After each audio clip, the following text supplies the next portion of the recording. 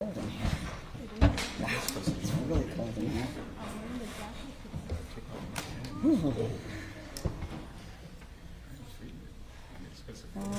Okay.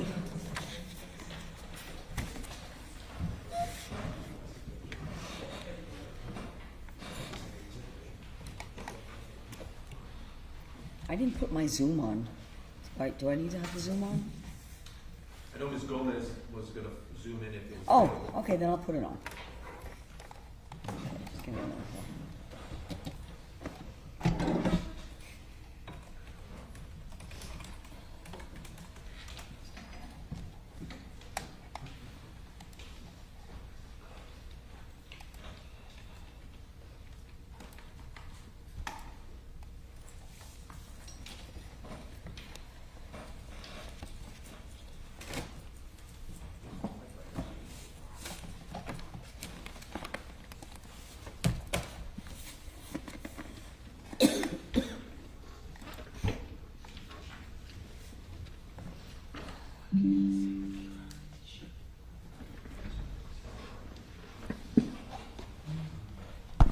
Thank you.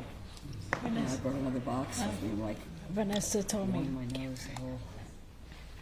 It's blocking her face. I can see her face. Okay. Thank you. I guess. Just put it. Yeah. Put it by this side. Okay, she doesn't. Oh, she hasn't. She hasn't. Okay, let's go on the record. State of Florida versus George Pino. Parties can announce, please. Good afternoon, Your Honor, Laura Adams and Jonathan Forrest on behalf of the state. Good afternoon, Judge. On behalf of Mr. Pino, who's waiving his presence today, Right? I'm accompanied by my law partner, Mark Shapiro, Edward Armelino. Morning today, Alexa Klein is with us. Okay. I should have said my name is Howard Strutling. Okay, very good. Thank you. And it's no problem for Mr. Pino not to be here today because we are, and he's, of course, can be if he wished. We're just going to be conducting our charge conference. I want to go through the jury instructions, and thank you, everyone. You all sent me your proposed instructions, and I think really the meat of it will be for me to address the manslaughter instruction, the vessel homicide instruction, and the request for an instruction on the navigational rules. Okay. Agreed.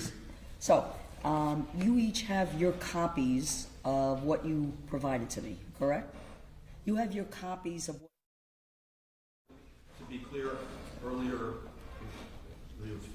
over the weekend, last weekend, we may have sent you. Yes, but it's been updated. Yes, what we did today was we sent you the correct Word version Perfect. of what we had sent you in a PDF.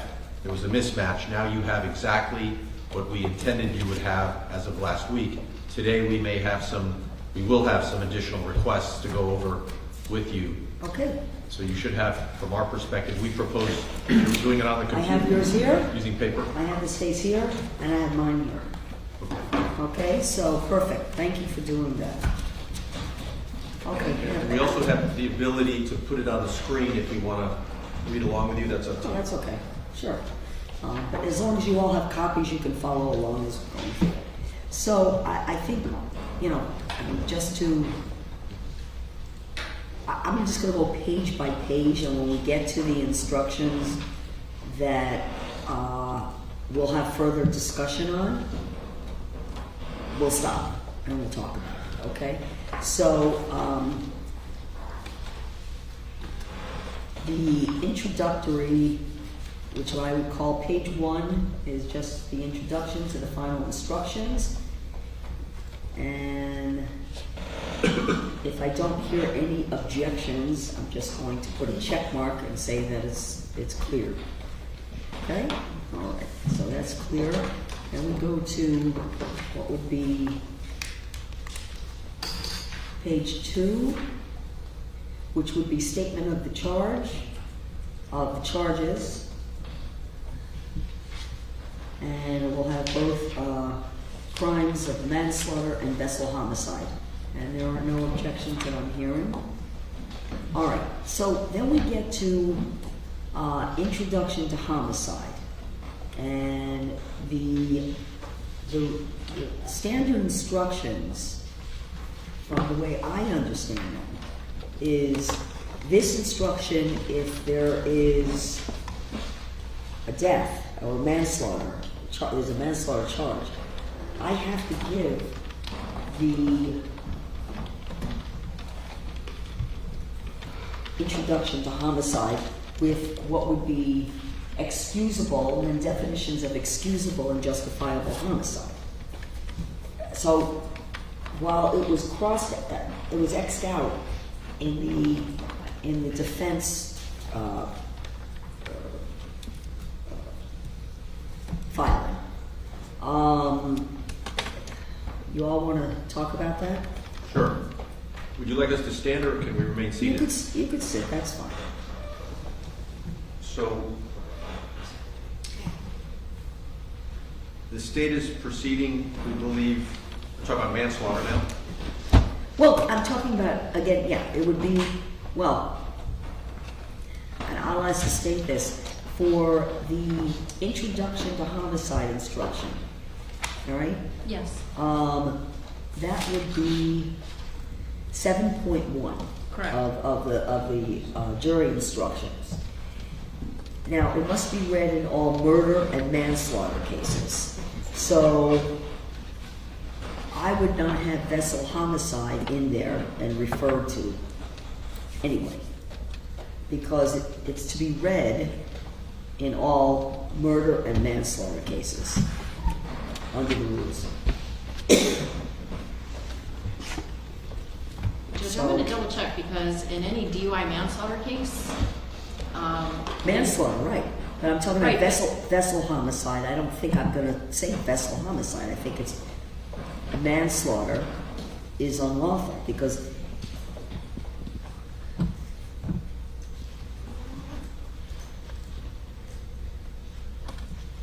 you charge it as a DUI manslaughter, but what you have here is the vessel homicide is a separate, under a separate statute. Sorry, Judge, did you say DUI? I mean, I thought the state just said that it's not a, if anything, it would be a BUI, but we don't have a BUI charge. And again, I'm looking at my rules and the 2026, and it says read in all murder and manslaughter cases, and I don't.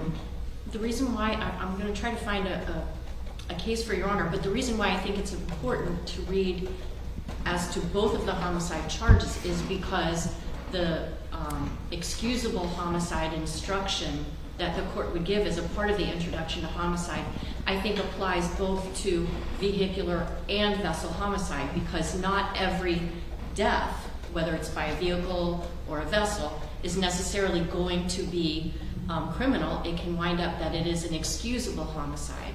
So if we can hold off on that, I just want to see if I can find a case that substantiates that. But I think it's important that the jury understands that if they find that this was an excusable homicide, whether it's as to vessel homicide or to manslaughter, that the elements of excusable are applicable to any of those charges.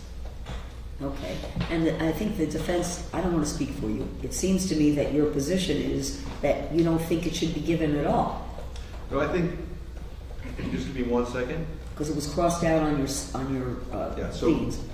So we agree that excusable homicide should be explained to the jury, but think that justifiable is not relevant to the case.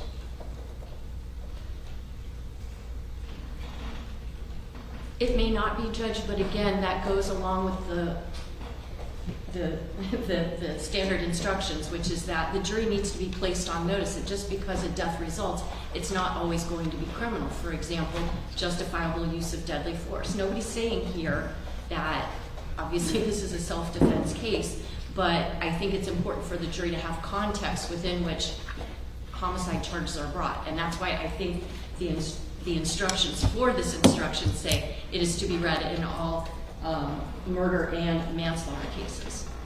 Well, I think that then the question is whether or not it's anything that could be waived. It may not be, I don't know if it is something that,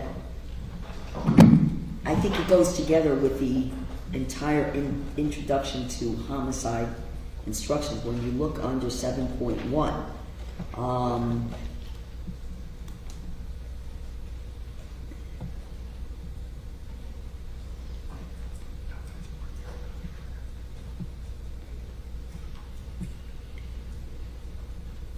yeah, it's part of the instruction, so I don't know of a case where part of it can be waived and part of it included. I think the way the instruction reads requires me to read the entire instruction on introduction to homicide in these two subparts. So I don't understand why it would be read if this is not a case of, for example, self-defense or some other explanation. And it would, I think it's just going to confuse the jury on the issues that are before it. Because justifiable homicide is actually an affirmative defense, I believe. So now we're raising it sort of implies that the defendant has to show justification in a case that has nothing to do with that. But, Your Honor, like, if we were trying a case of, you know, felony murder and there's no hint of any kind of self-defense in the case, the court would still be reading this instruction. It's not confusing. It's very easy to explain to the jury, and defense counsel and I can talk to the jurors about it, but you know, it's very clear. It's to be read in all murder and manslaughter cases. And when it's called Introduction to Homicide, I think it's kind of self-evident that it's any time that one person is charged with causing the death of another. That's a homicide. When the prosecutor is talking about, is that what the book says that it's supposed to be done, or the Supreme Court is saying it's supposed to be done? I'm not sure. But what is it that the jury is supposed to do with that instruction?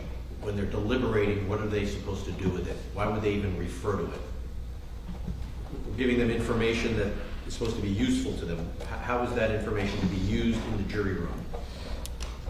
When they're talking about, okay, what do we do with this justifiable homicide business? Why are they talking about that in there? And if they're not supposed to be talking about it, why are we telling them about it?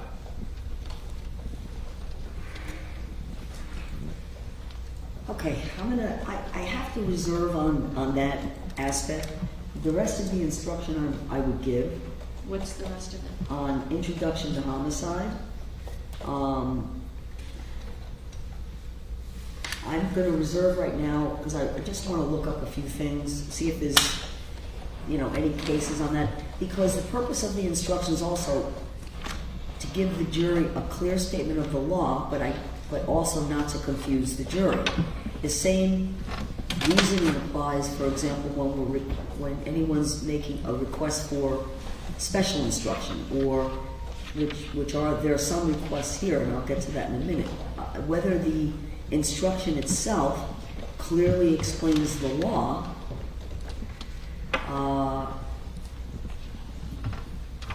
but if it's something that is particularly not applicable given the facts of the case, are we putting the jury in a situation where it might be confusing? Yeah. So that I'm trying to understand. I've always I have to say, as a matter of, because it's in the same instruction, there's not two separate instructions, although they're highlighted as under different subsections of the statute. You know, this is not a case of justifiable homicide. Correct, and the way it's currently phrased, the very first page, end of the second paragraph, it says, after introducing the concept of justifiable use of deadly force, it says, if you find Luciana was killed by Pino, you will then consider the circumstances surrounding the killing in deciding if the killing was manslaughter or vessel homicide, or whether the killing was excusable homicide or resulted from the justifiable use of deadly force. Now, why are they going to be thinking about that at all? Why are we telling them? I understand your point. Good. And I am going to give consideration to excising it out because, again, the instructions, they're the standard instructions, but also not to confuse the jury.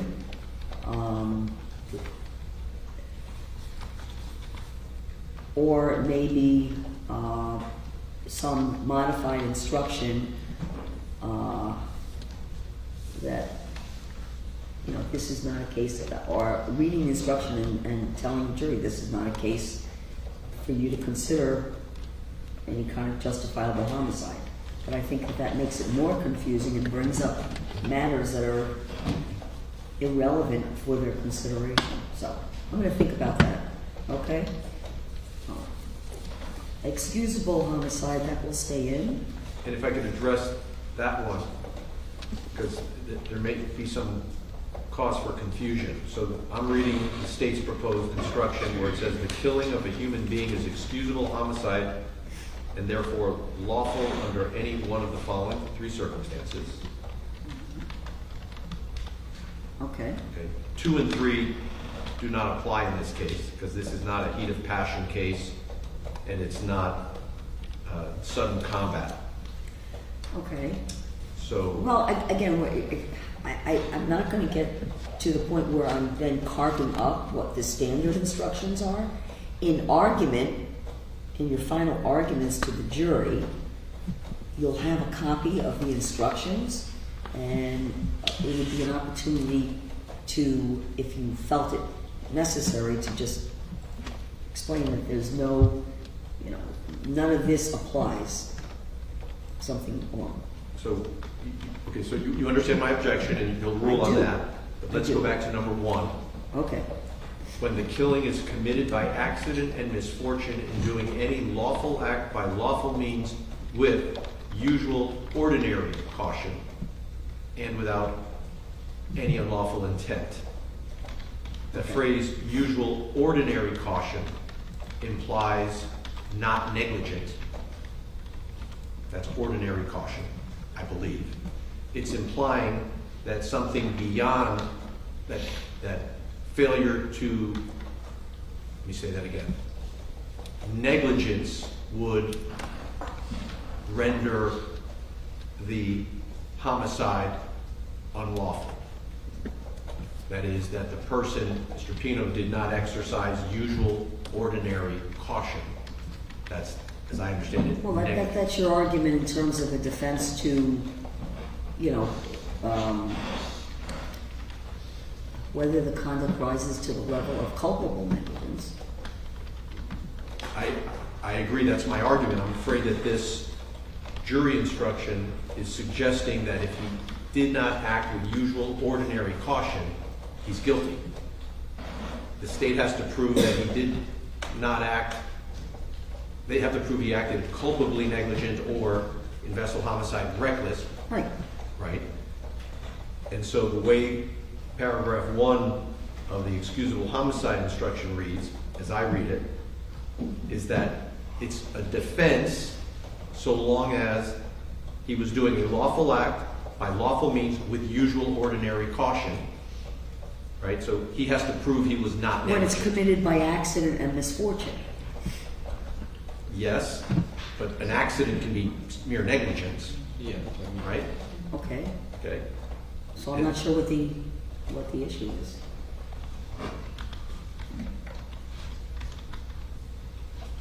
And let me just give it one more look.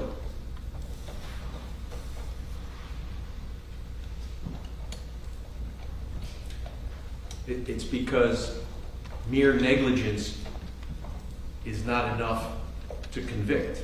Okay. And this is implying that he has to be not negligent in order to benefit from excusable homicide. Am I right? Yeah, negligence is the failure to use ordinary caution. Okay. So unless I'm misreading it, I think what this is telling the jury is that to have the defense of excusable homicide, you must be acting with usual ordinary caution. That means you, Mr. Pino, must not be negligent to be excused. It's implying that if he was negligent, he's guilty. No, but he's not, your theory of defense is not that he should be excused, but rather he wasn't culpably negligent and/or reckless. Yes, but this instruction seems to say otherwise. It seems to say that excusal, meaning excusal requires that he use ordinary caution, which conflicts with the theory that the state has to prove culpable negligence or recklessness. But aren't these affirmative defenses, reading in the context of what would be an affirmative defense? I don't know, but it shouldn't be an affirmative defense. It's the state's burden to prove he acted with culpable negligence or recklessness. It's not our burden to prove that Mr. Pino No, this acted is just, but in the definition of homicide, and where a homicide, when a death occurs in a homicide, okay, the individual accused would be excused from any kind of criminal liability if the killing was done by accident and misfortune while not being negligent. while using ordinary caution That term, ordinary caution, means not negligent.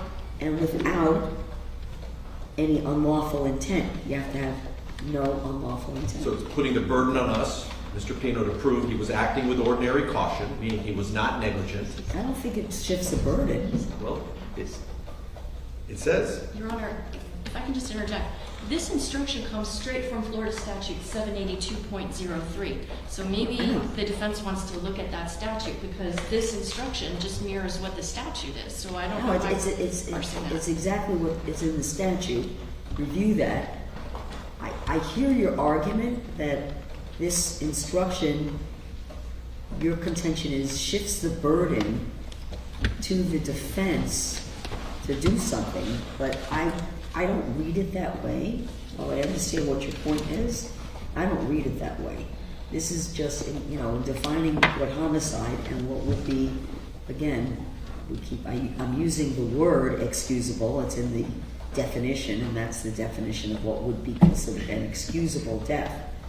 I don't think it shifts the burden or puts any responsibility.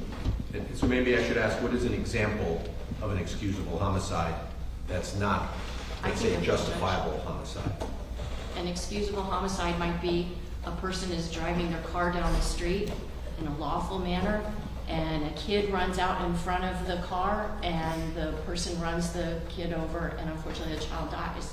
That would be considered an excusable homicide. If for some reason a prosecutor wanted to bring charges, then the defense would arguably be able to say, no, this is an excusable homicide because my client, this was an accident, this is misfortune, he was doing a lawful act by lawful means with ordinary caution without any unlawful intent.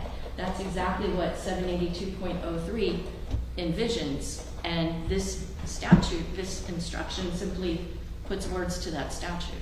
If there's a presentation of an affirmative defense, there's no requirement on the defense to, there's still no requirement on the defense to present any affirmative evidence. So if the court, hang on 1 second. Yeah, so our view is if the court is going to give us the choice between having that paragraph 1 and reject my suggestion that it should be modified, I would ask that no instruction be given on excusable homicide. Okay, that's your request. All right, what's the state's position? Well, the state's position, Your Honor, is that it has to be given because it's the law. 782.03 couldn't be more clear. And literally, if they don't want it to apply, that just seems, I can't understand why the defense wouldn't want an instruction that's supposed to be read in all homicide cases. It's introduction to homicide. I guess they think it's maybe not good for their client, but we're not going to stack the instructions to be pro-state or pro-defense. They're just supposed to acknowledge what the law is. Right, well, it has standard instructions. So, under the circumstances, I'm required to give what would be standard instructions, okay, in every case. Whether this says, of course, in the introduction to homicide, it's a manslaughter, and that's why I brought up the question of how vessel homicide, because it doesn't say specifically, I mean, a death occurs, but manslaughter and the elements of manslaughter are different, right, than the vessel homicide. So that's why I said that I don't know whether or not I would be including vessel homicide in the instruction. I would say manslaughter is unlawful, a killing that was excusable or that was committed by justifiable use of deadly force is lawful. And then I go, because if you read the instruction, do you have the book in front of you? No, but I can pull it up if you tell me where to look. Yeah, it's 7.1. It's the 2026 standard instructions.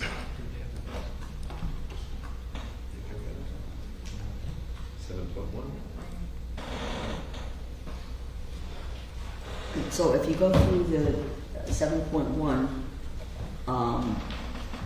instruction, let it be read in all murder and manslaughter cases. Okay, there's a manslaughter charge here. So I have to object, and just as a point of reference, in the 11th Circuit, I had argued a case that the pattern instructions were mistaken, and the case resulted in a reversal, a case called United States versus Tackalaw, and the standard instructions were then changed because they were wrong. I don't think these instructions are that you must give them if they conflict with another instruction. So let's ask, how is the state going to use that instruction in its closing argument, and how is the jury supposed to use that phrase that we just talked about, where it says it's an excuse if the defendant is acting with ordinary caution. It implies that it's no excuse if he's acting negligently. And then, because that's what ordinary caution means. No, but if the jury does not find something more than ordinary caution, then your client's not guilty. Except that instruction seems to say otherwise.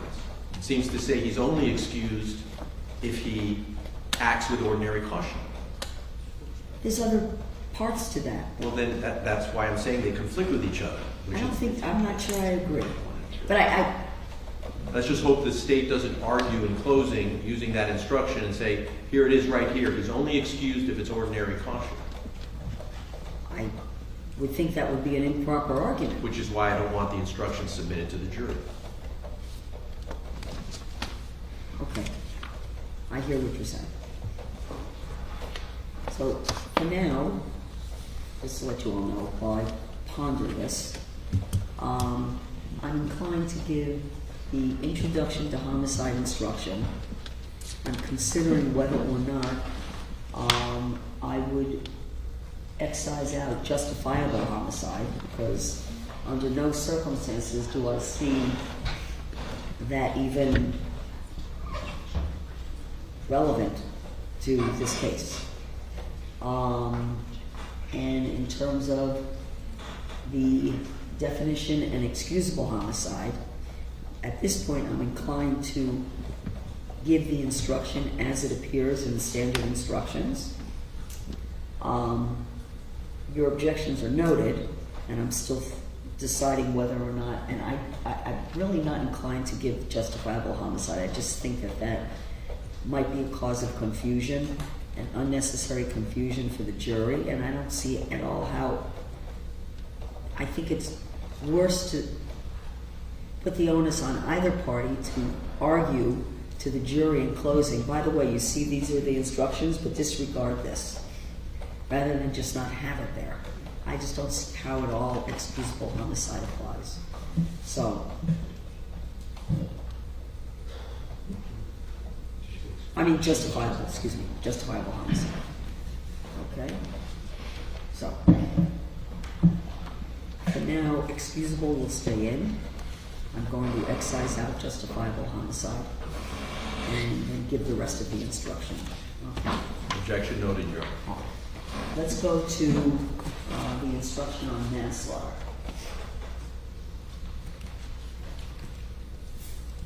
Okay, let me find the defense. Here's your instructions.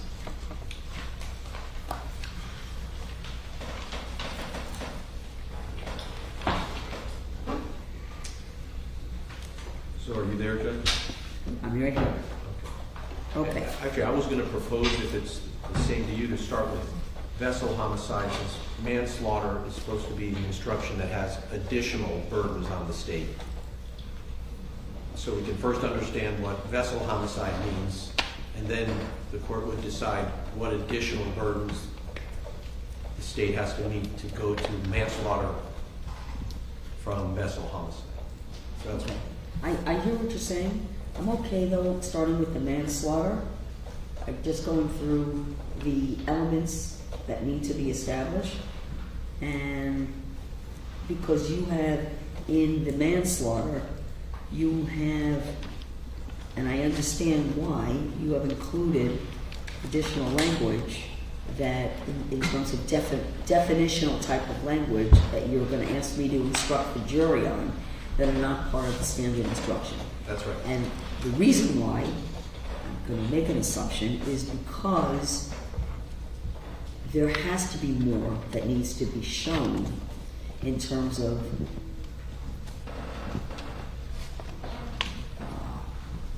culpability. It's a greater amount of evidence in terms of culpability. Culpable negligence is a greater burden, and in describing that, you don't have the same explanations provided in the vessel homicide. So that's in theory correct, although, as I've indicated throughout the proceedings, there's, in my view, tremendous confusion, indeed vagueness, associated with these two different charges. I understand the Supreme Court of Florida in a case called McCreary, and then a subsequent case over dissenting justices' opinions. There's this, I would say, at a minimum, confusion over the differences. If nothing else, it's hopelessly vague, but we'll get to that. And so, yes, I agree with you with that caveat. It seems to me that, well, I guess we should start and then we'll go through manslaughter. if that's Let's your work through preference. it, okay? So there is one issue I'd like to Yeah. flag for you.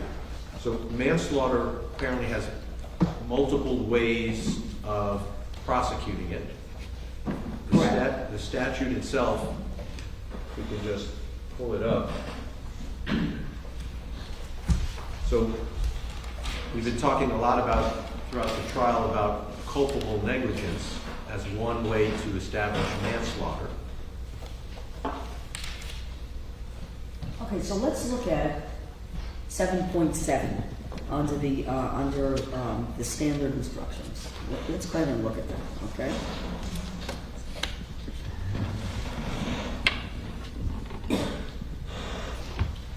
Are you looking at 7.7 in the pattern?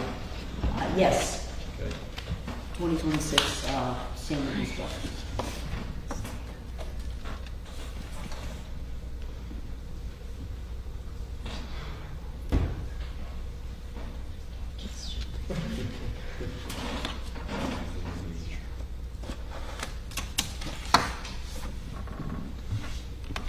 Moment.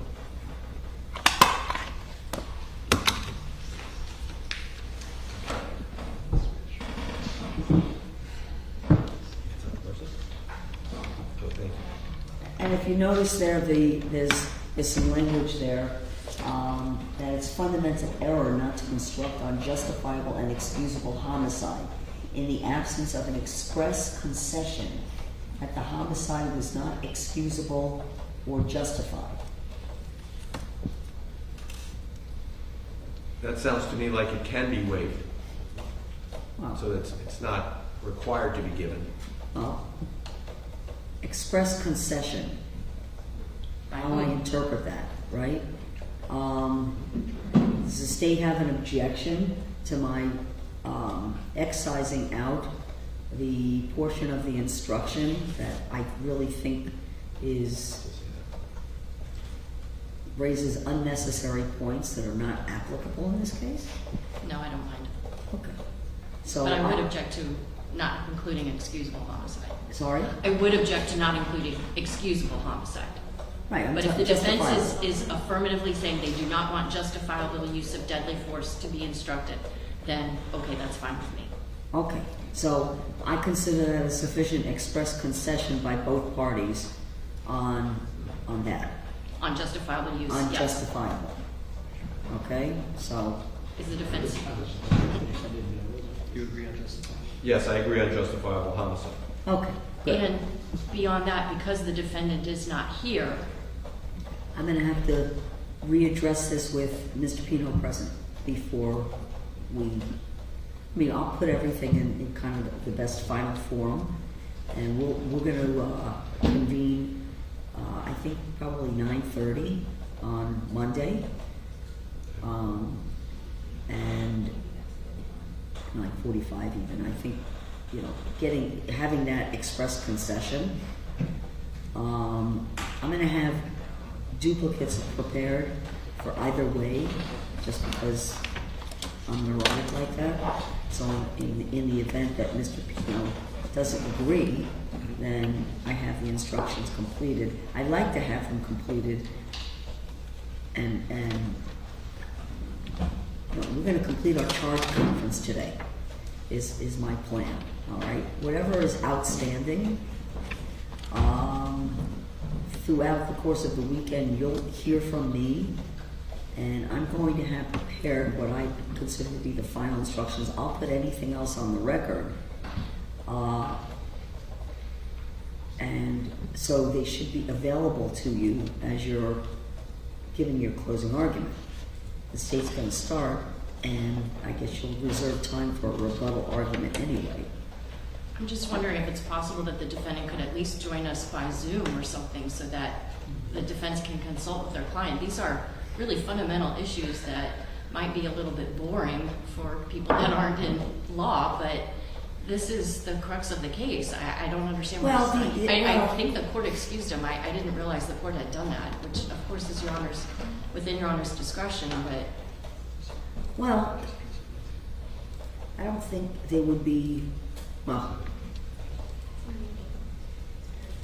I mean, this is absolutely a fundamental part of the proceeding. it is absolutely a fundamental part of the proceeding, because I have to get his acknowledgement, and I guess I'm comfortable that I'm going to get an acknowledgement and agreement Monday morning. I'm certain that, I can tell you, I'm certain that Mr. Pino is going to rely on our advice on these issues, without a doubt. And Okay. if you'd like, Judge, today we can actually have him submit something in writing before Monday, if that would be helpful. The problem is, Judge, that I'm quite confident that this defendant's attorneys have told him on multiple occasions to stop emoting during this trial, and he hasn't. I'm sorry, I didn't hear To you. stop emoting, to stop with the head nods and the head shakes and the gestures and all of that, and he has not stopped. So I know his attorneys are operating in good faith, but I don't know what to expect from this defendant on Monday. Okay. Once we get to the conclusion of this charge conference, before I sign off, you can summon via Zoom your client, Sure. and at least I would get something verbal, as far as that's concerned, and then I'll follow up with it in person on Monday. Okay? All right. So let's get through the manslaughter charge. Guys? Number one, the two elements must be proven is the victim is dead. So Luciana Cristina Fernandez is dead. And number two, give as applicable. So there's several subparts. A, defendant intentionally committed an act or acts that caused the death of the victim. Now, you've taken that out. Yes. Okay. We believe this case is about culpable negligence. That's the third prong, C. Charlie prong. Okay, And so A and B are not at issue in the case. okay. Judge, the information in count 1 alleges that the defendant did intentionally commit an act or acts and/or acted with culpable negligence. So that's why both prongs should be given to the jury. The court did not JOA on either prong. I didn't. No. Okay. So let me begin by renewing then on the A prong of manslaughter. And then we're going to, if the court is overruling that, then we're going to have to spend some time understanding the difference between the two because it's going to be complicated. But first, my motion is to judge judgment of acquittal on the A prong, intentionally committed an act or acts that caused the death of Lucy. Which is what I heard yesterday, I think. That was part of... That was part of it. And Your Honor had asked some provocative questions about that. And, Oh, thank you. Okay.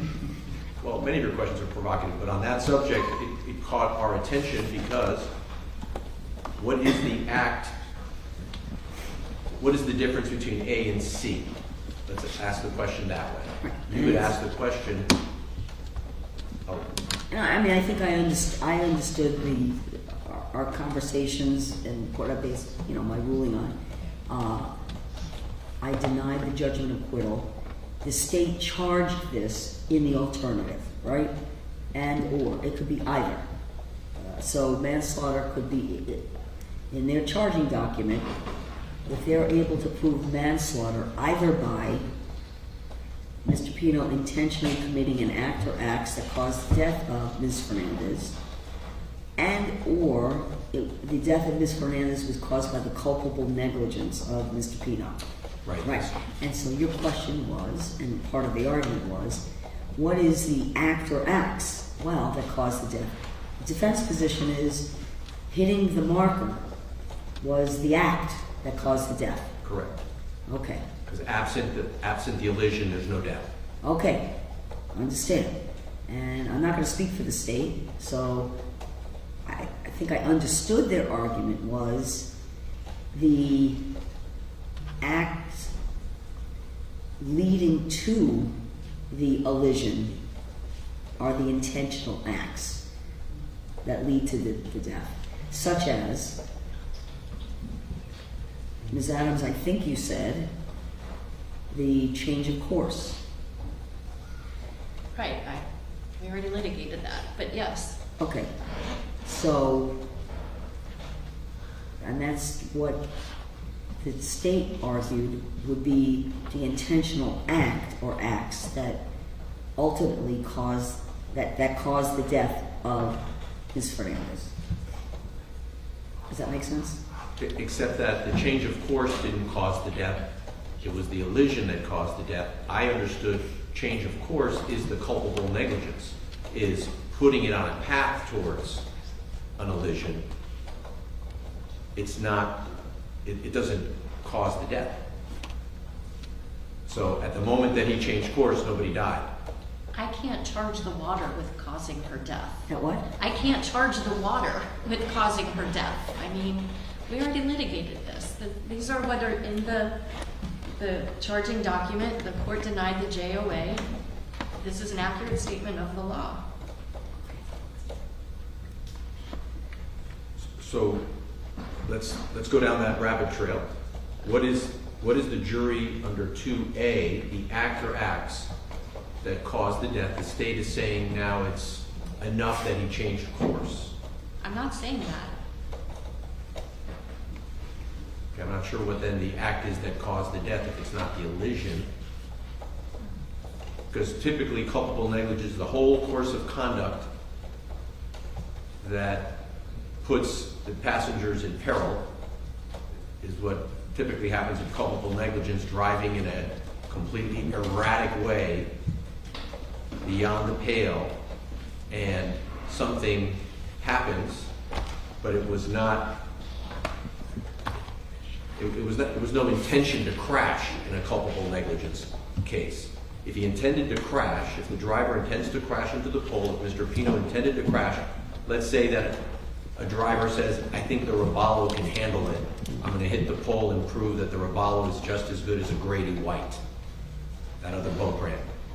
What is the crime? He didn't intend to kill anyone. He thought it was gonna survive the crash. He's guilty of culpable negligence if the state proves he's acting with such depravity that even though he doesn't intend to kill someone, that act of elision causes the death. Doesn't it go to whether something is foreseeable given the conduct? It would be foreseeable that someone could die if you allied with a marker at 47 miles per hour. So if the person intentionally allied with the marker at 47 miles an hour, that would be manslaughter. It could be murder if it was his intention to kill everybody. If it was suicidal and homicidal, that was his intention. The state's not contending that. There's no evidence of that he intended to kill anyone. The state may be contending, I thought they were contending he wasn't intending to hit the marker at all. That's what they've said before in this courtroom. So if he was not intending to hit the marker, and he was simply intending to go back to Ocean Reef, but because of his failure to act with sufficient care, he was reckless in the way he operated, he accidentally hit the marker, accidentally meaning he didn't intend to, then he's perhaps, that's where the state is pursuing subsection C as a theory of manslaughter. That's how I view the difference between A and C. A was an intention to strike the marker, although without intention to kill him. C is no intention to hit the marker, but driving in such a reckless, forgive me for using that word, culpably negligent manner that it was predictable if you drive blindfolded while drunk at a high speed, you're going to hit something, even if you don't intend to. The best example that I could come up with in my mind in a car, somebody's running away from the police at 90 miles an hour down the interstate. He doesn't want to crash. He's trying to get away. But you go 90 miles down the interstate in the opposite lane through traffic, there's a high probability you're going to crash and kill someone, even though that's not your intent. That's culpable negligence at a minimum, perhaps. Well, if you, in the driving example, if you're driving on the wrong side of the road, okay, it's foreseeable, reasonably foreseeable, that someone's going to come up on the other side. Right, and that's culpable negligence. Okay. That's different than But you don't need to be driving at 80 miles an hour to do that, or, you know, weaving or... You may be right about just how reckless one has to be, but in either scenario, it was not the driver's intention to have a crash. It was his intention to avoid. Is it reasonably foreseeable that a crash would result if you stay on the left side of the road instead of the right side of the road? It could be, but that would be culpable negligence, not under A, an intentional act that causes the death. Okay. The causation of the death is the impact. Okay. Driving on the wrong side of the road may or may not result in a crash, depending on who's there. Okay. So It's your position, the only applicable subsection would be C. That's right. Okay. Well, And reserving my objection, of course, that they haven't proven even that. Okay. But A appears not to even be the theory of the state that he was trying to hit the marker. okay. Now, understanding it's charged, and I'm going to run back to the state on this. Oftentimes, you know, charged in the alternative. It seems that that's how it's charged. So, That's fine. in terms of the evidence for intentionally committed an act or acts that caused the death of Ms. Fernandez. And one more time for me, the acts that caused the death beyond the actual impact. Can I just incorporate the arguments that I made during both of the JOAs? I've already said them multiple times. The court has denied the JOA. The court has already found as a matter of law that the state has proven enough for it to go to the jury. Right. In your argument, and again, defense finds distinguishing, and there's no way, apparently, from the defense argument to distinguish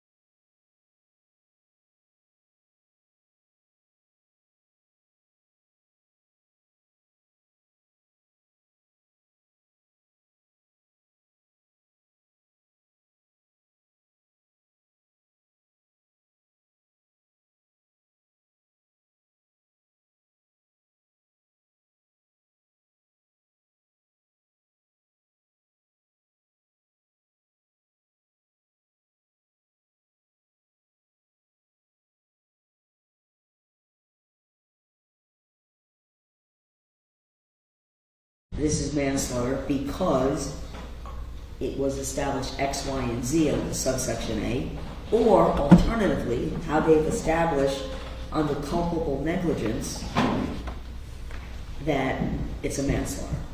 That's what they're going to argue. And you're going to argue A there's no application at all, and there's no culpable negligence. I think that's how it's going to work out. Except that, yes, except that there needs to be some understanding of what the word act is under A, that if as a matter of law the act doesn't cause death. Well, here's the thing. If there was some requirement, at least from a legal perspective, from the court's requirement of how to instruct the jury on the law, okay, there'd be a definition, right? And there's no definition here, there's nothing provided by defining what the act is. What the act is. Okay? It has to be that which caused the death. Okay. Under A, the act has to have caused the death. That's the definition. Right. And so, maybe we should, if we move How down. about this? If Mr. Pino, from the evidence, didn't change course, would there have been an elision? No. You're saying at the 9-second mark, if he had stayed on the path before the 9-second mark? I think before that, wasn't it? Wasn't there a change of course at like 30 something seconds? I think the state's theory is that at about 9 seconds to impact, there was a change of course that put him on a collision course. That's the state's theory. So that's the question, right? That's my question. If there was no change of course, At 9 seconds, he would have there would be avoided. no elision. That's correct. Okay, so I suspect what's going to be argued is that the act itself of changing course resulted in the elision. Except, Okay, we're gonna keep going back and forth on that. I certainly get your point. Over objection, I'm going to give subpart 2A and subpart, which would be C, but I'm gonna call it B, because subpart B here does not apply. Okay? We But agree your that- objection is we agree that B doesn't apply, preserving the objection is. absolutely. Okay. Go to the next paragraph.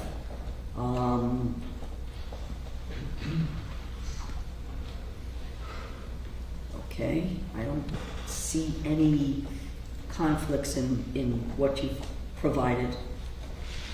Then the paragraph that starts with to convict of manslaughter.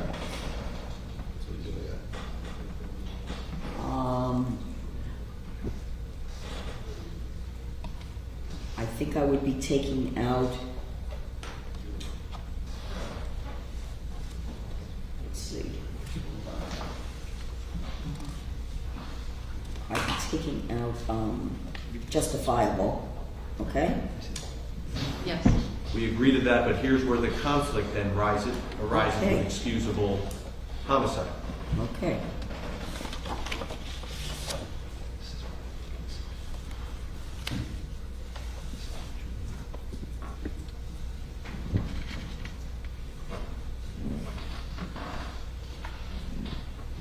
It says not merely negligent.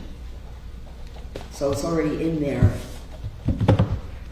If Mr. Pino, if the jury finds Mr. Pino was merely negligent, then they can't convict him of manslaughter. That should end it. Okay. There should not be the confusion about excusable homicide. Okay. And that is consistent with the argument you've already made about excising out excusable harm,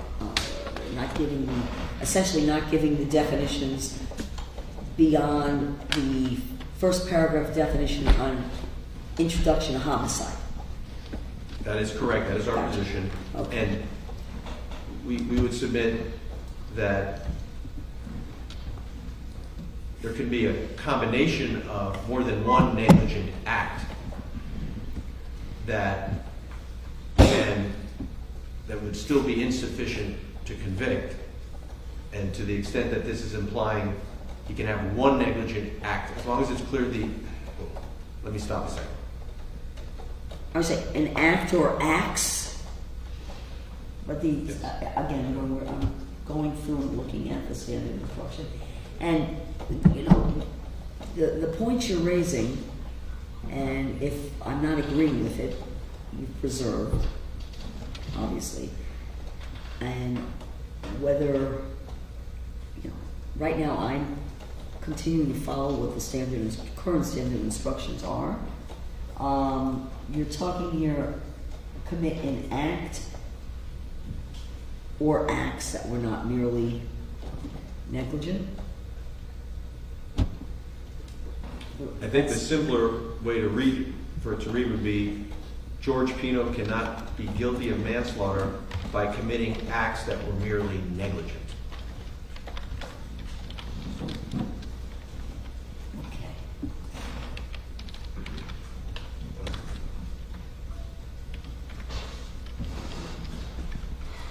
Well, that's kind of an interesting point, right?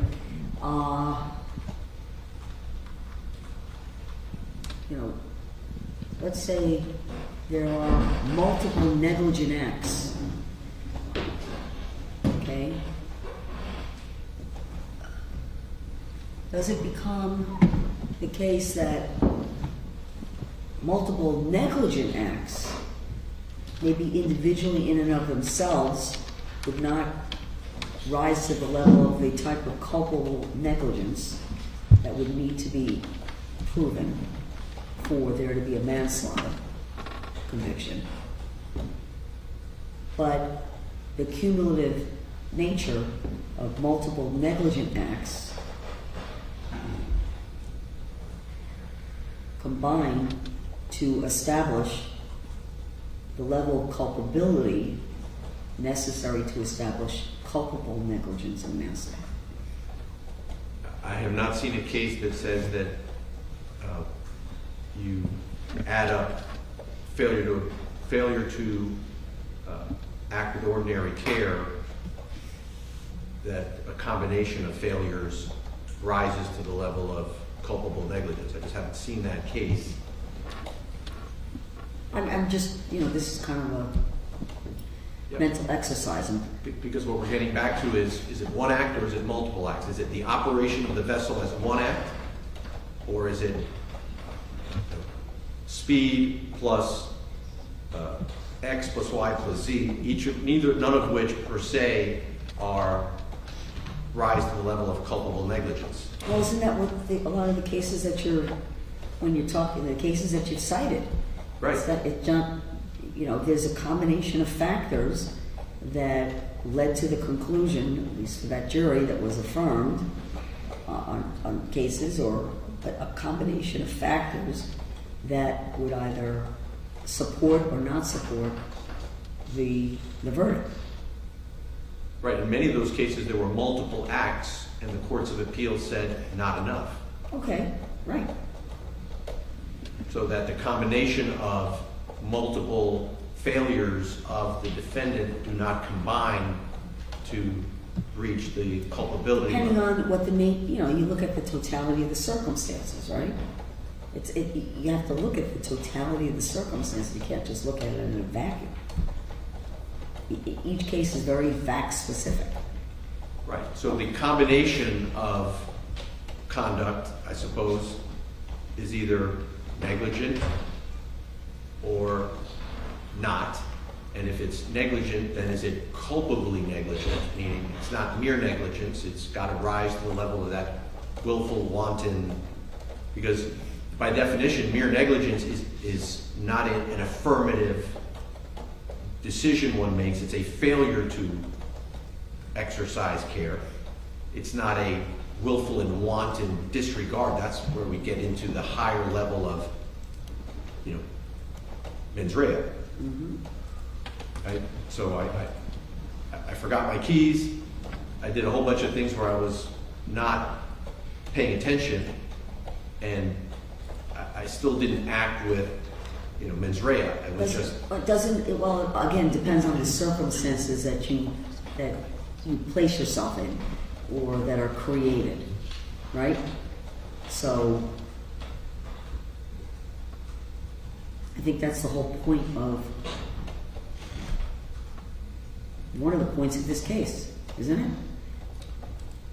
so we could just go through we can do our sort of closing argument in deciding how to evaluate this, but ultimately, the event that, as we've said already, the event that causes death is the elision. Anything short of that won't, as you pointed out, if you stayed on course at that speed with those life preservers, with everything else the state is focusing on, there's no death. So that's why I'm struggling with the theory that the state is advancing, and it can't be enough that the state is going to say the flares you should consider that he had expired flares on his boat in deciding whether he was acting with wantonness or willfulness in his operation of the motor vessel, that he forgot to update his flares, and you should consider that. It has nothing to do with the cause of death. Nothing. Zero. He doesn't use a kill switch. He could have been more careful. All of these arguments that the state is trying to advance, none of which contribute to the cause of death. Okay.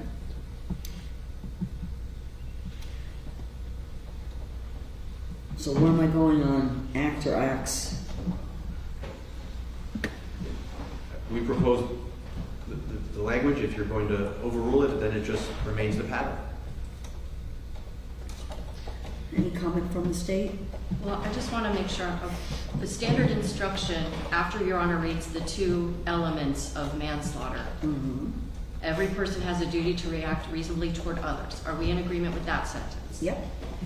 No, that paragraph, I don't think that there was any dispute. I'm just, we're talking about a lot of different things. I'm just trying to narrow down. Are we in agreement with that first sentence? If so, then let's go to the next sentence if we're in agreement on that, because otherwise we'll be here until, really late trying to get standard instructions on two relatively simple counts of manslaughter and vessel homicide. All right.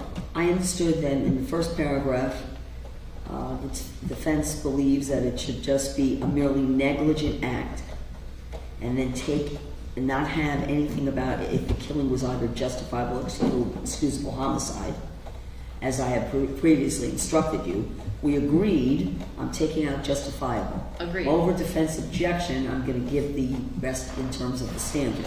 The next paragraph, to convict of manslaughter, it is not necessary for the state to prove that George Pino had an intent to cause death, only to commit an act that was not merely negligent, I'm taking out justified, or excusable, and I'm going to leave in, again, the standard or excusable, and which caused death. Okay? Go to the next page, where there's a definition of culpable negligence. Judge, so the paragraph you just read, Yes. which begins with to convict of manslaughter, that paragraph, at least under the old instructions, made clear that that is a reference to the subsection A theory. Correct. Okay, so we object to that for the same reasons we object to Correct. the 2A theory. Correct. So we think that entire paragraph beginning with to convict of manslaughter, it is not necessary for the state to prove that George Pino had an intent to cause death, only an intent to commit an act that was not merely negligent, et cetera, et cetera. Correct. We object to that entire paragraph. All right, very good. Let's look at the next one. Now, what the defense has requested is, do you have the defense? Yes, Judge. Okay. Requested that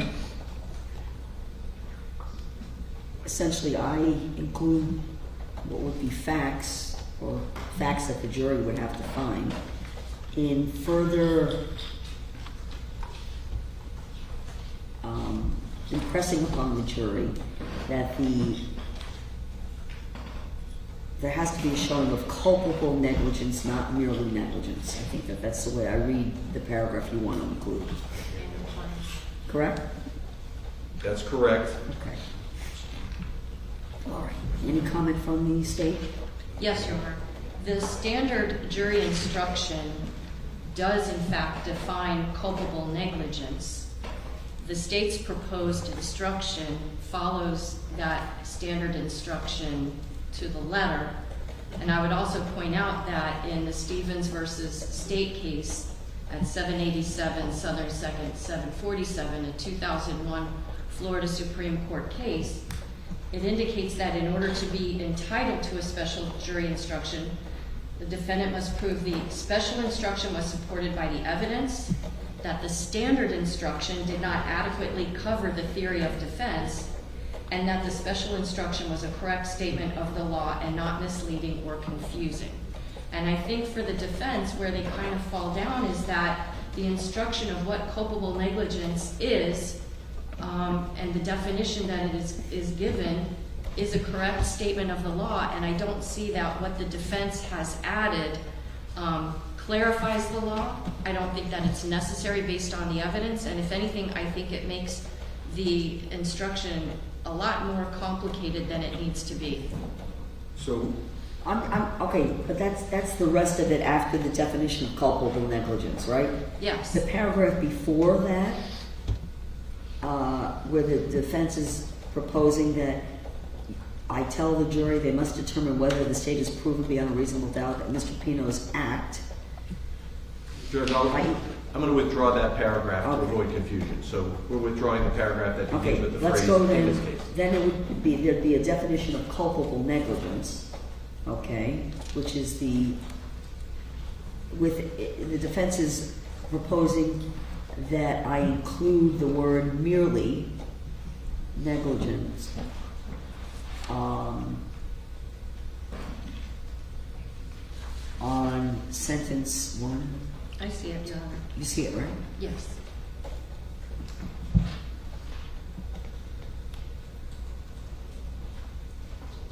Okay. Any comment from the state? Yes, I don't think that it's necessary because the standard instruction indicates that if there's a violation without any conscious intention to harm, that's negligence. Right. Culpable negligence. No, hold on. I don't think that including the word merely. Do you have any comment on that? Yes, I object. There's no reason to inject that into a standard instruction when the standard instruction adequately informs the jury what the law is. Okay.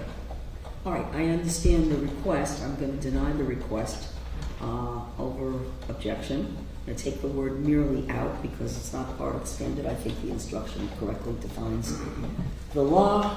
And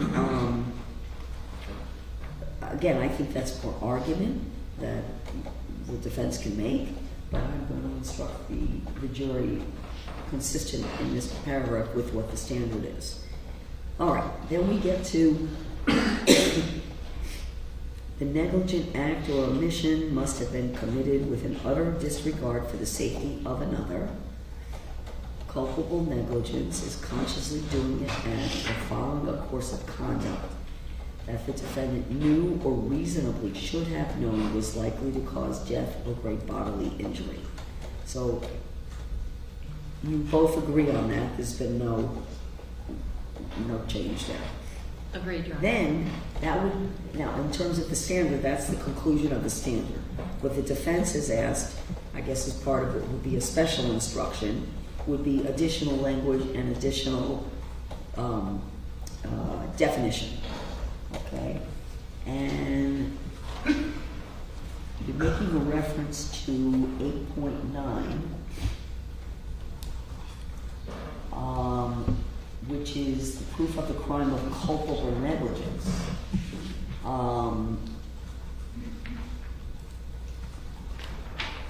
So I guess the question is,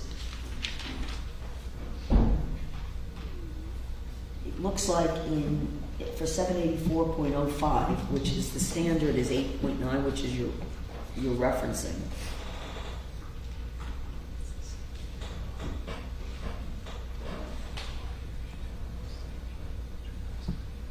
the definition of culpable negligence seems to be a different, more expansive in the 8.9 instruction than 7.7 under manslaughter.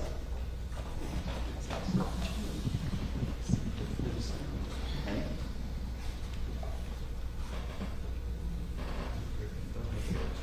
So that's that first paragraph that you're asking in terms of a special instruction for me to include. Judge, could you read the first sentence that you're referring to so I'm following along? Okay, so you're asking me to include culpable negligence is a course of conduct showing reckless disregard for human life or for the safety of persons exposed to its dangerous effects, or such an entire want of care as to raise a presumption of a conscious indifference to consequences, or which shows wantonness or recklessness, or grossly careless disregard for the safety and welfare of the public, or shows, you know where I am now, right? Yes. Okay, and you're referring back to 784.05 under the standard instructions 8.9. All right, so let me ask the state.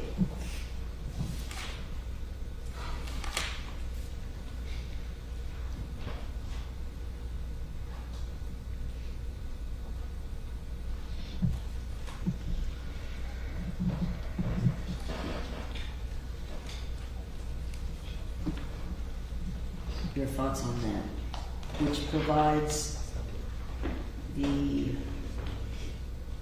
incorporates essentially 8.9 into 7.7, and under a different statute. So if you look at 784.05,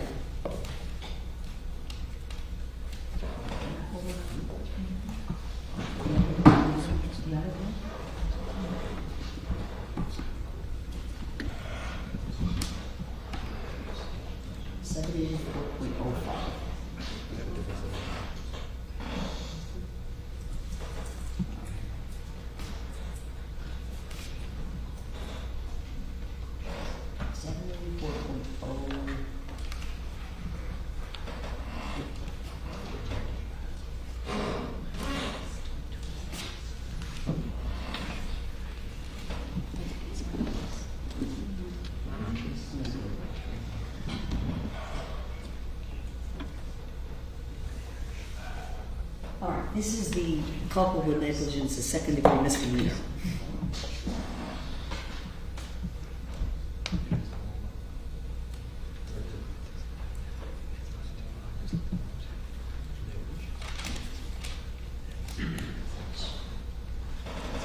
And culpable negligence is a lesser included offense, category 2 lesser included offense of manslaughter.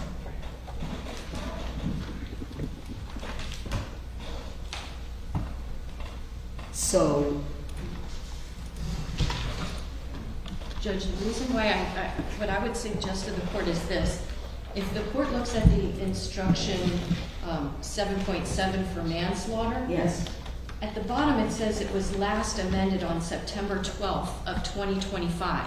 right, If you look at the definition of culpable negligence under Florida statute 784.05, which is in 8.9, yes, it indicates that the last time it was amended was in 1985. yes. So I would submit to the court that the September 12th, 2025 instruction for manslaughter's culpable negligence definition is the proper one for the court to give. Okay. I am going to give the 7.7. My question would be, though, when you look at under manslaughter, category 2 lesser. Yes. Okay. So category 2 lesser is culpable negligence.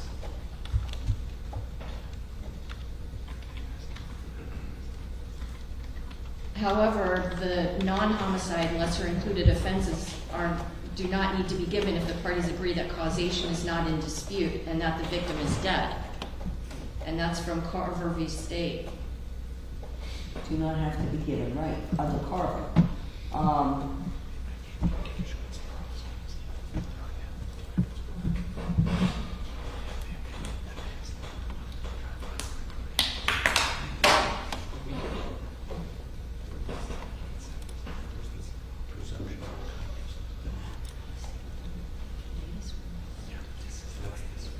And it was last amended in September of 2025, right? As you said, the manslaughter instruction. They updated it like a week ago. Did we have the one for 7 as well? Yeah. We know the dates on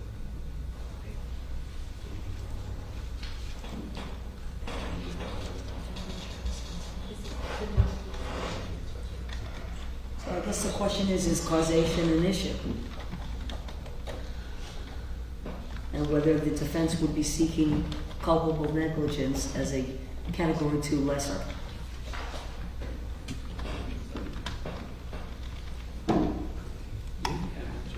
So I think that's the question for the defense. So I'm going to give the standard 7.7. I'm not going to, that first paragraph at least, I'm not going to give that as part of a special instruction to 7.7. The question is going to be whether or not the defense believes it's appropriate for me to give a category 2 lesser of culpable negligence,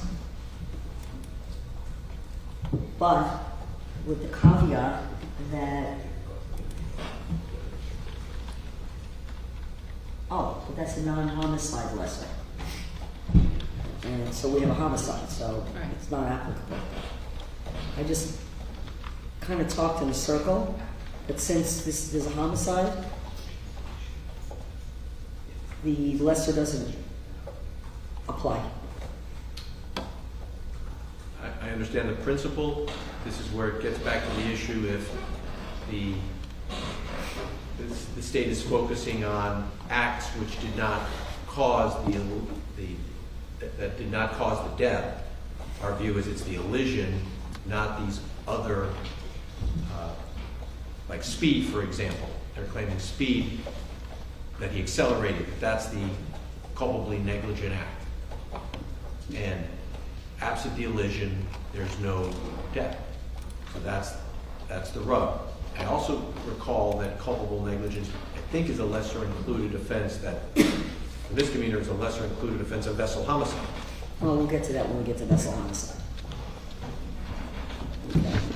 So, over objection, I'm not going to give a special on paragraph 1 in the defense request, and then there is additional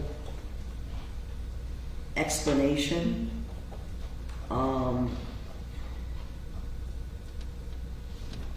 that you cite to the Jackson case from 1958, and also to, it's the same, okay, definition of the speed,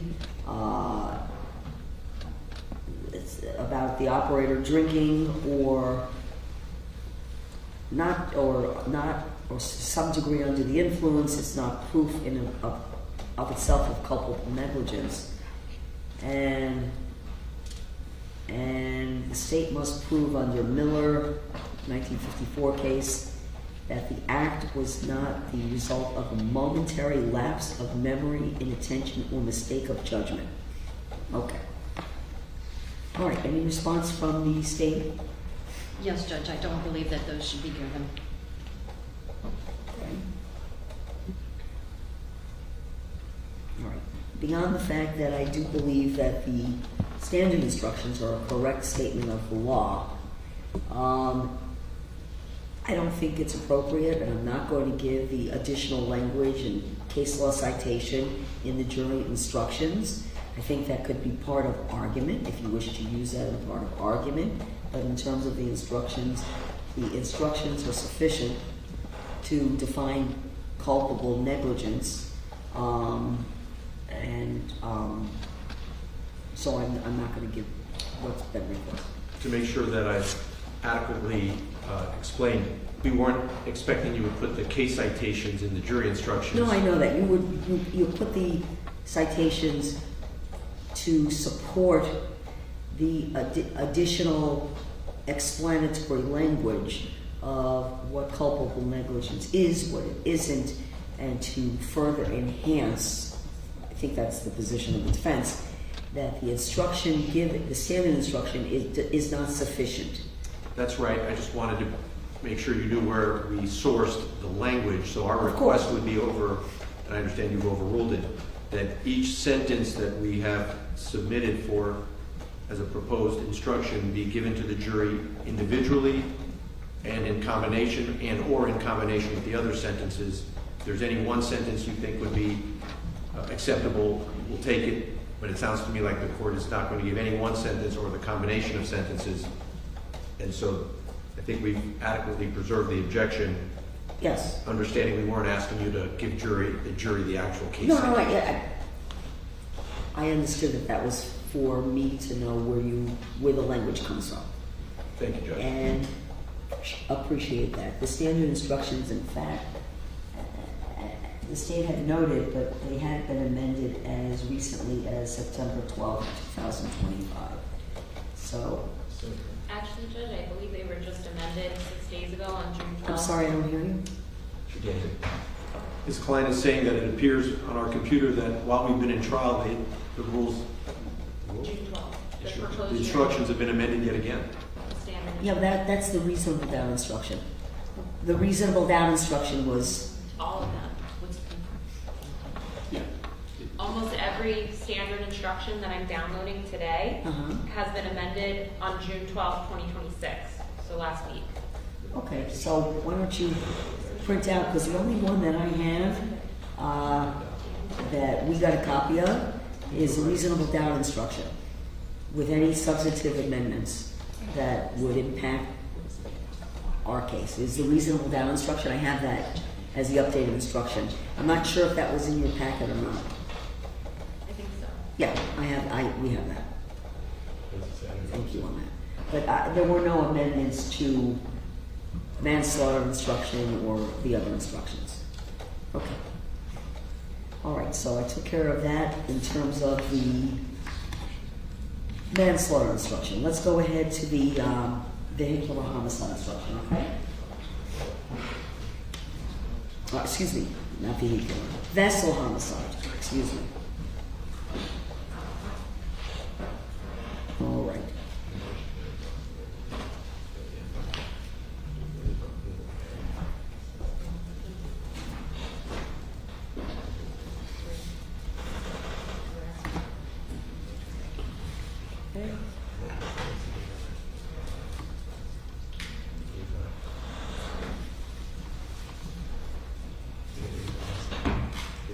Judge, Sir? just so that we're not confused, we understand that the instructions that we provided to the court were a standard proposed instruction, Correct. came from the pattern instruction.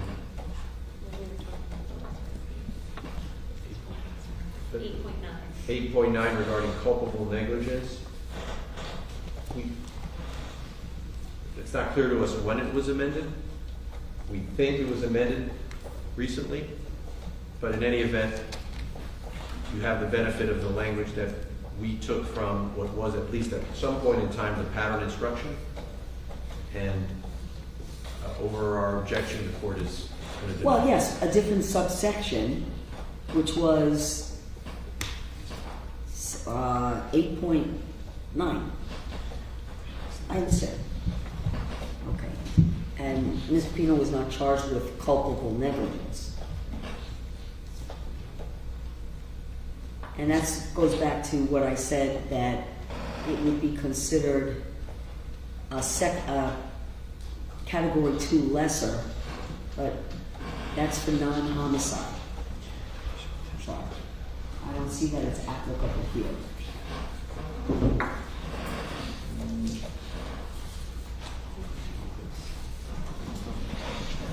So let's go ahead and look at vessel homicide.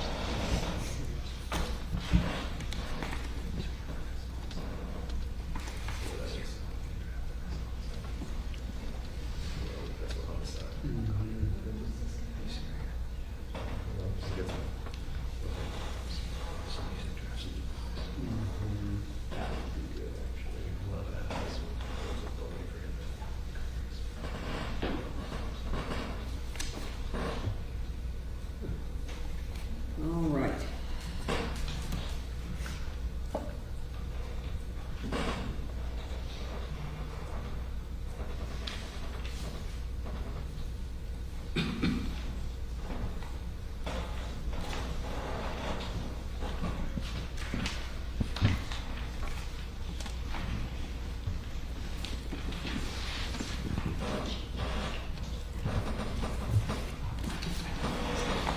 All right, to prove the crime of vessel homicide, which is 7.9. So with vessel homicide, this will be a bit simpler because we did not propose any changes to the pattern, but we have proposed supplemental instructions. Right, which I would consider as requested for special instruction, so the question is going to be back to whether the standard instruction sufficiently defines, is sufficient in its language and correct, and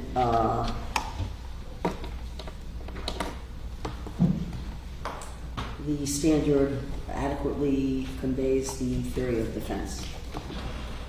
So, let's go ahead and look at it.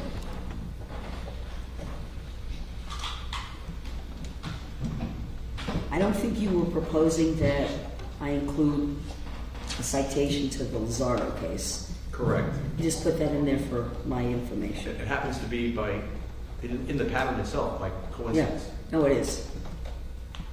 I don't think the jury's ever heard of the case, so I don't think it matters. All right, so let's state, why don't you pull up, please, if you would, the defense request after the definition of operate. There's a request for, let's see, there's about 2 pages of special instruction. Well, I think they're great defense arguments, but I don't think that they should be given under the Stevens case because the actual standard definition is very clear about what recklessness is. The reckless requires the state to prove more than a failure to use ordinary care. It means in a willful or wanton disregard for the safety of persons or property, and then both willful and wanton are defined. And it just seems to me that what the defense has done is just taken a lot of different ways to try to, I don't know, put into jury instructions things which should be arguments. What should be the jury instructions is what adheres to the actual statutory definition. The way that case law has been decided or the way that judges have written certain appellate opinions does not transform those into instructions that should be given. Okay.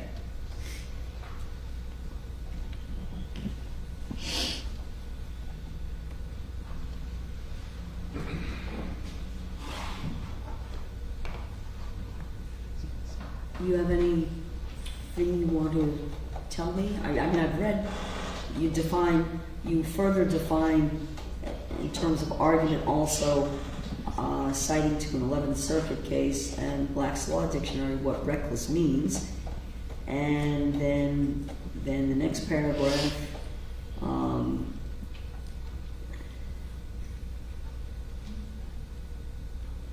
is, a request, I guess, in instructing the jury for me to elaborate on what the jurors' responsibilities are. You have anything you want to say about either of those paragraphs? Nothing additional. Okay, all right. I'm going to decline to include the special request, but they are included as part of the record in your special requested instruction. And Do you, speaking have of a, the, you should have a clean copy and include that in part of the record. so today we will file when we email to you so that everybody's operating under the same paper. And then on Monday morning, just make a reminder that, just for purposes of the record, that your requested instructions are documented and included in the record, but they're not anything for the jury. Understood. Okay. Let's go to the next page, if you would, where there's further request for the court to further define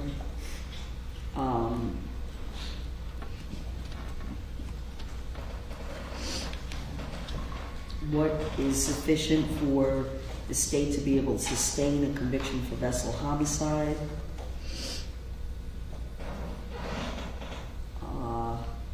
Again, that first paragraph, I see this as, and again, you're giving me the citations to cases. It wouldn't be part of the request, but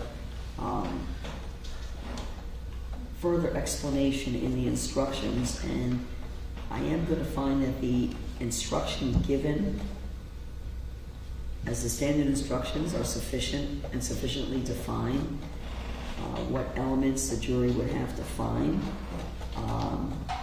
for them to come to a conclusion that Mr. Pino was guilty of vessel homicide.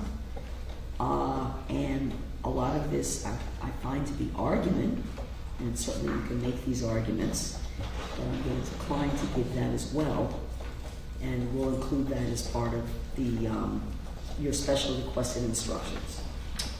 May I turn the court's attention to just a couple more that are in here that I'd like the court to give additional attention to. Sure.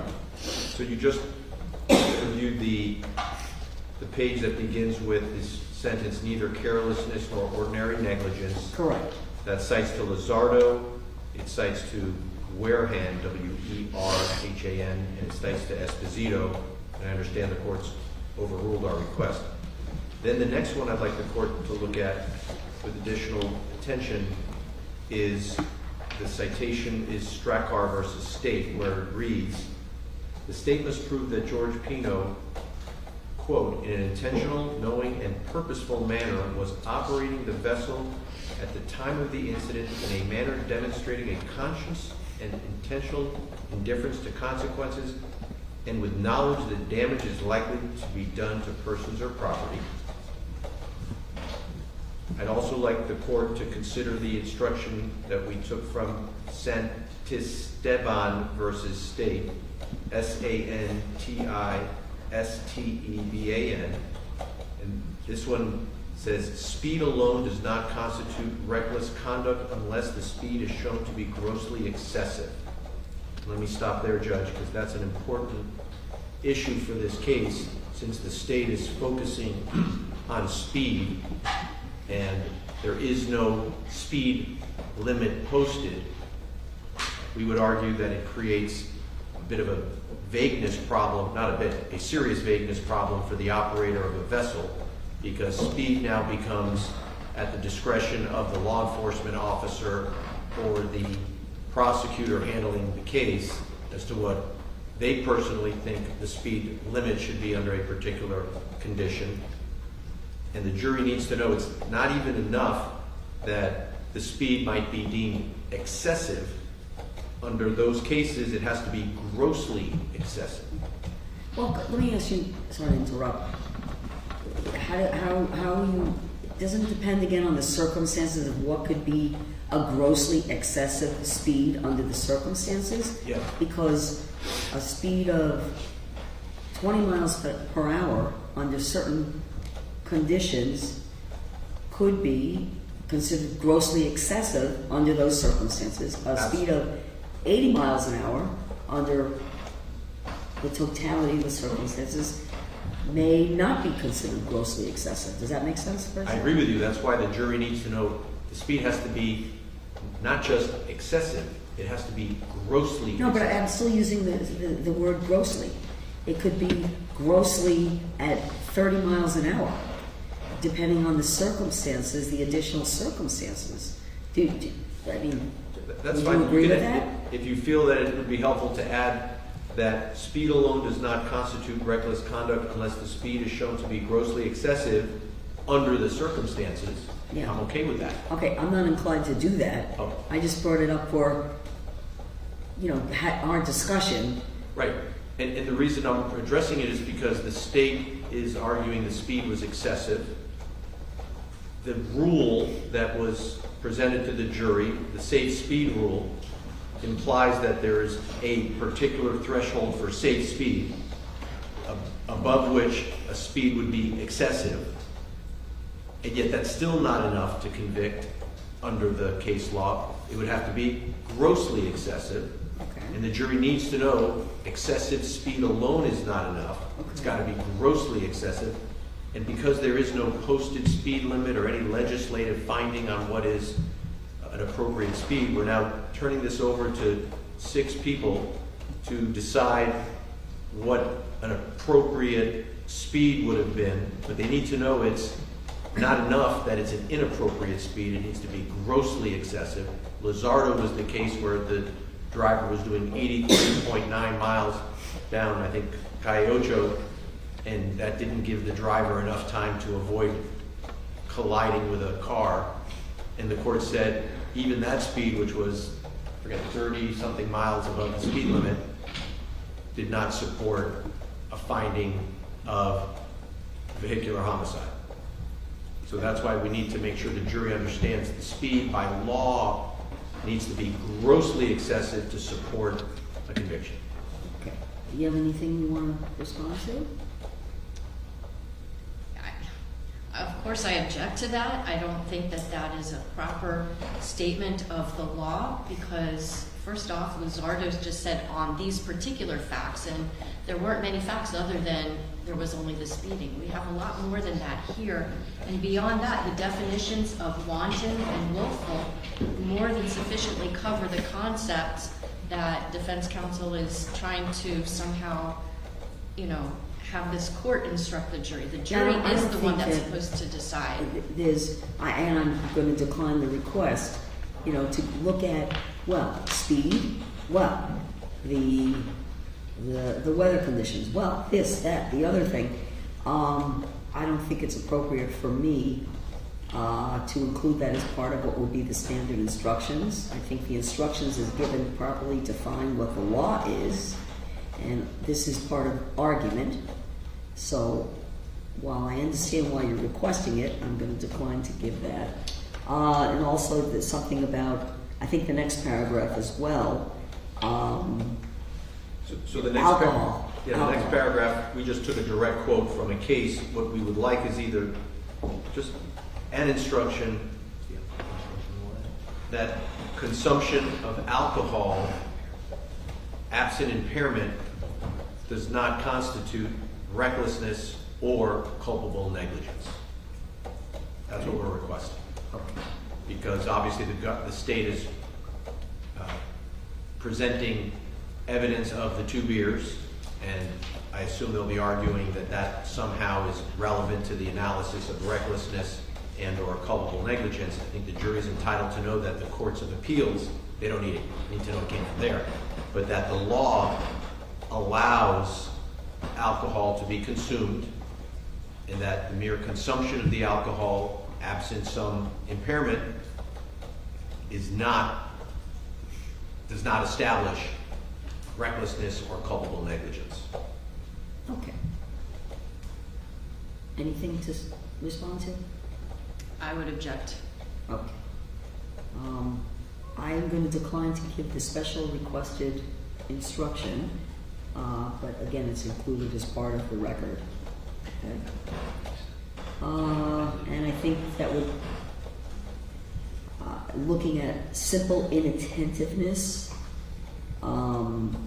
citing to the Esposito case, I think that was your next request.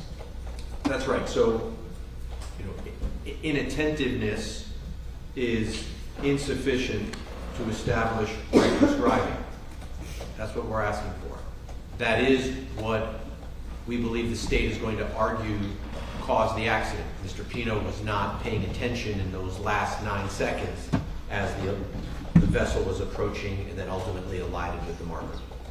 And just as a small footnote, we were talking earlier, you were asking about how the boat with 9 seconds to impact made that veer southbound. 9 seconds later there was the impact, but roughly 1 second before impact there was another apparently data point drop. I believe the expert, Mr. Albert, said that there was some effort there was a change of course, that apparently the inference would be that Mr. Pino, with a second to go, realized the marker was there, tried to take evasive action, and was unable to avoid the marker. That's what I understood him to say. Okay. And so it's clear to me that the state's theory is that Mr. Pino was inattentive in the last 9 seconds. And the case law seems to be clear that lack of attention in and of itself is not sufficient to establish recklessness, much less culpable negligence. And so we'd like the court to instruct on that. It comes right from the case law. And so we would ask that the court give an instruction. Okay. Do you have any comments on that? Yes, Judge, I think it's a great argument for counsel to make, but it's not the law that the court should be giving. Judge, may I ask this, isn't that what courts of appeals do? They write the law as it applies under facts similar to those that are before the trial courts. And so we know from all the cases, Lozada onward, many courts have said speed alone, unless it's grossly excessive, doesn't support recklessness or gross negligence. Alcohol consumption alone, absent impairment, does not support recklessness or culpable negligence. Mere inattentiveness does not support recklessness or culpable negligence. Those are principles of law. That's what the court is supposed to explain to the jury. How otherwise will they understand what to look for in the evidence, if not by instructing them that the law says those matters of evidence that have been presented to them under the law do not suffice. If you don't tell them that, you're leaving it to lawyers to tell them that. But the courts of appeals have said that when lawyers have tried to argue that, it's led to wrongful convictions. So I'm asking you to instruct the jury to avoid a wrongful conviction, as was the case in these 14 cases plus that we have cited to the court. Understanding absolutely what your point is, and a number of the cases that were cited go back for many years, right? That's right. And so, staying in my lane, I'm not going to include language from beyond the standard instructions for further definition, because that's a different branch of government that's responsible for making those changes. And so in these cases, whatever efforts are made, and you see amendments all the time. I think these issues, again, they're a good argument, and I suspect these are the arguments you're going to make, but I believe that the instructions as they exist sufficiently define what the law is, and those changes should be made, if they should be made at all, not by me. So, but I understand your point. And I appreciate that you're willing to have the dialogue. This is why in the 11th Circuit they had to change the instruction, because the standard was inadequate to inform the jury of the law. That's why I believe there were 14 wrongful convictions, because the then instructions were insufficient to guide the jury. Jury instructions come from case law. That's where whoever writes those instructions, they get them from the judges who have ruled on cases. Sure, and they change, and things change constantly. And let me reveal my ignorance. Who actually writes the state jury instructions, if I may ask? Is it which branch? Committees that are designated by the Florida Supreme Court, they promulgate the rules and then the court adopts them. So it is the judicial branch after all. Well, it's not actually now. actually,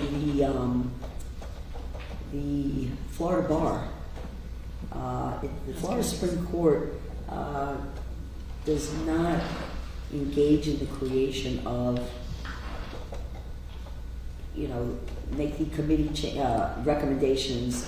It goes through the Florida Bar Committee on jury instructions, and that's how. Yeah. Well, then more of a reason not to simply accept them as the law, since the Florida Bar doesn't trump Your Honor's road by any standard of imagination. So I urge you to reconsider.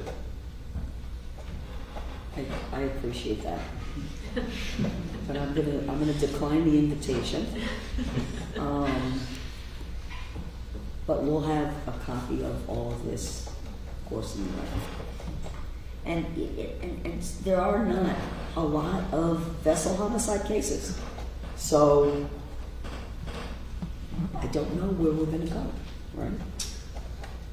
There's one other instruction that we proposed in this section based on the McCreary Supreme Court of Florida case that says if you find that George Pino is not guilty of vessel homicide, you must also find him not guilty of manslaughter by culpable negligence. It's either should come as a form of an instruction, because that is the law. If he's not guilty of vessel homicide, he can't be guilty of the greater offense of culpable negligence. Well, I want to ask the state about that, because that's a point we had already touched on, and whether or not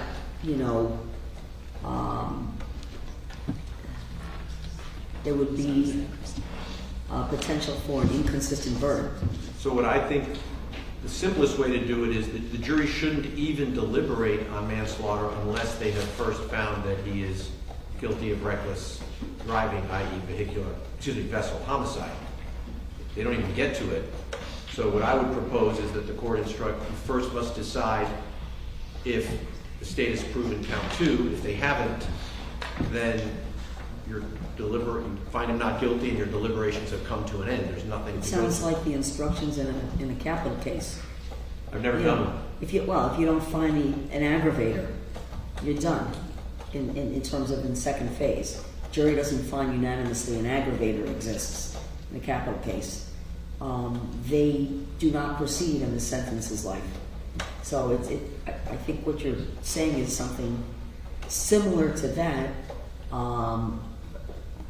not in the context of what would be an inconsistent verdict, but how the verdict forms would read. And so I am going to ask the state about that, because I was curious about that issue, and when we get to the verdict forms, how they should read. Judge, there was a case, it's State versus Perez. It's at 718 Southern 2nd, 912. It's a 1998 case out of the 5th District Court of Appeal. And in that case, the defendant was charged with... you said the 5th District, right? Yes, Your Honor. And what year did you say? I'm sorry. 1998. Thank you. The defendant had been charged with 1 count of vehicular homicide and 1 count of reckless driving. The state charged them as 2 separate crimes, as opposed to vehicular homicide with reckless as the lesser. Okay. And in that case, the jury came back guilty on vehicular homicide and not guilty on the reckless driving. And in that case, the court found that that was not an inconsistent... Well, because they came back on the higher charge. Right, but they found him not guilty of the lower charge. Right. And so the argument was, well, if they didn't find him guilty of reckless driving, then they could not have found him guilty of vehicular homicide. Okay. And the appellate court in that case said that, in point of fact, these are not truly inconsistent verdicts, because there can always be the possibility that the jury just decided to agree on some kind of jury pardon or a compromise type of a verdict. Okay. So I don't think that the claim that the defense is making, that if they don't find recklessness, they can't find culpable negligence, is not supported by the law. Well, okay, because is vessel homicide a necessarily lesser included of the manslaughter? No, it's a category 2, and it depends on how the charges are pled. Right, okay. Okay. And so the state, in this case, opted not to charge manslaughter with vessel homicide as a lesser. We opted to charge each count by itself. I see, okay. All right. I haven't read the case, we'll read it, maybe if we can take a few minutes, but I'm guessing that that's a case that deals with the principle of law that on appeal, the courts do not reverse convictions where there appears to have been an inconsistency in the verdict form, and the courts have said they'll ascribe that inconsistency to some jury nullification, some other reason other than an actual inconsistency. What we're proposing is to even avoid that possibility. I understand that if it happens, then the defense would lose on appeal on the principle that too bad, so sad, the jury likely just cut your client a break by... Aren't there different elements though? In this case, the theory of prosecution is that the manslaughter was committed with a vessel. So I don't see any other theory of manslaughter other than it was committed, it's vessel homicide plus a greater level of mens rea. That's what the McCreary case said in the Supreme Court of Florida. Specifically said that vehicular, not vessel, but vehicular homicide is a lesser included of manslaughter. Well, doesn't that go back to the way the state is charged as an alternate theory? It's not just by culpable negligence on the manslaughter? I don't see why that... Because McCreary,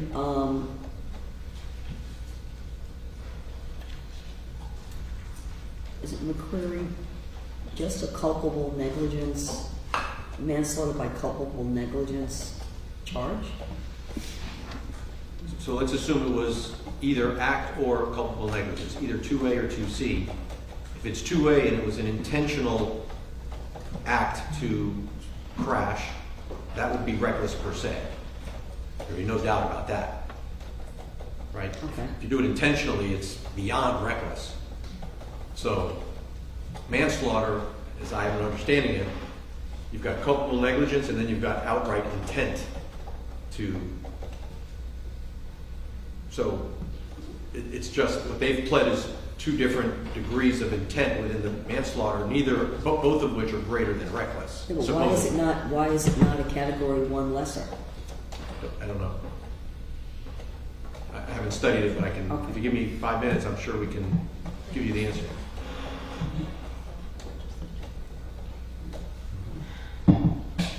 Because this is going to go to also my verdict forms, our verdict forms, how I think it would be appropriate. And I mean, we have count 1, the manslaughter verdict form, and then we have count 2, the vessel homicide. I'm sorry. Can you please repeat that? The verdict forms.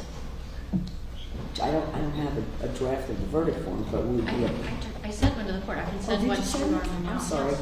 Why did I not print them out? Okay, I'll send them to everybody again. that's great. Francesca, can you? Where am I finding here?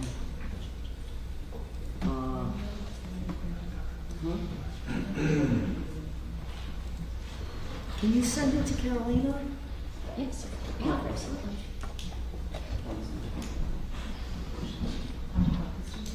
What's that? No, I just need a copy from me. All right, I'm going to pass on the rest of this right now, so we can let's finish up the, what we have in terms of the instructions.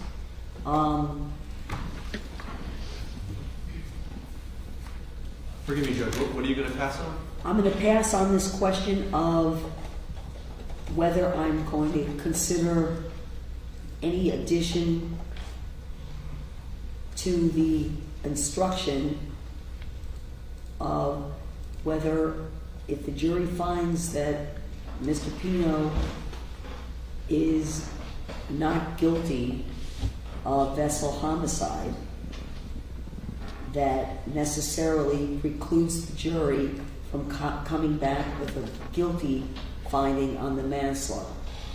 So I'm going to pass on that for a minute, okay?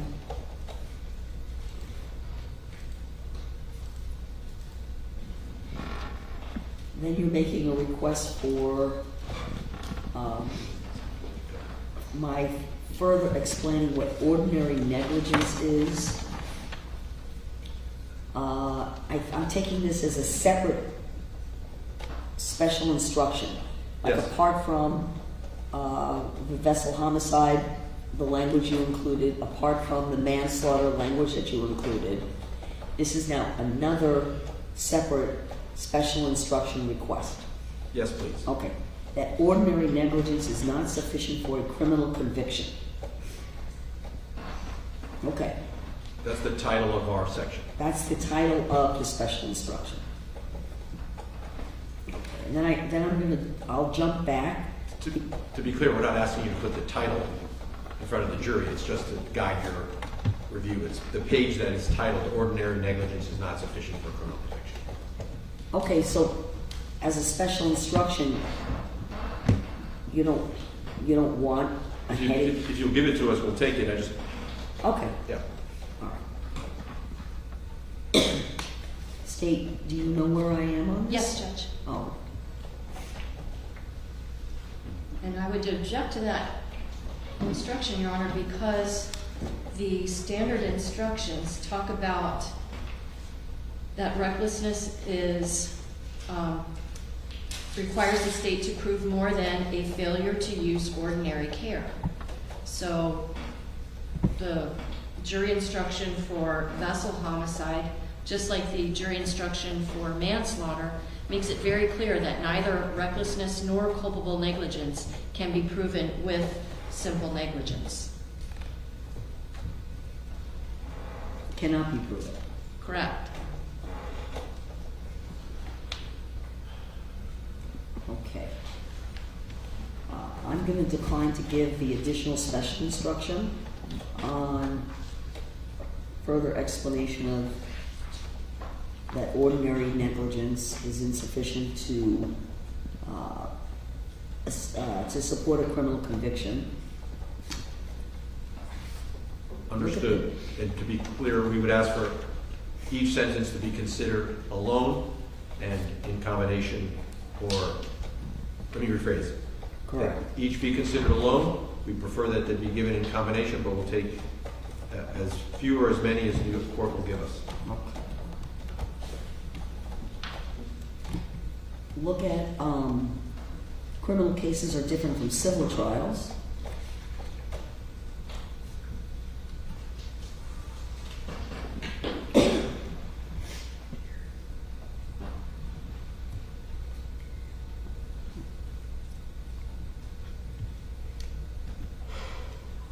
Any comment from the state? Yes, one moment, please, Your Honor.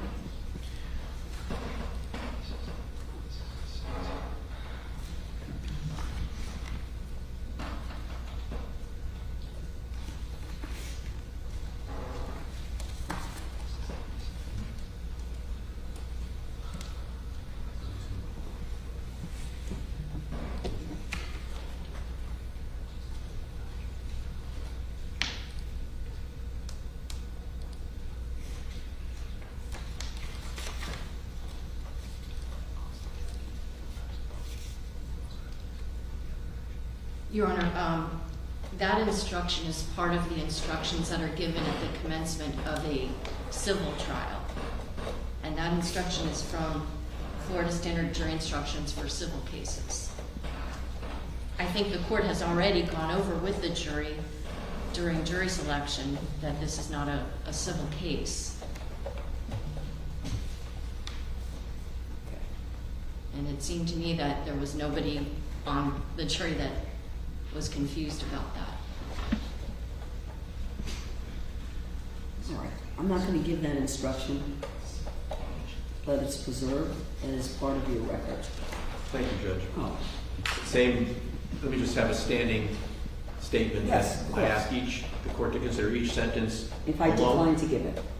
Sorry? If I decline your request, it's still over your objection, Right, and that I've asked you to consider each sentence alone. correct? Yes, you have it paragraph by paragraph, so individually and cumulatively for the subsection on criminal cases are different from civil trials. I'm not going to give that. Failure to exercise every possible precaution does not constitute recklessness or culpable negligence. And then we have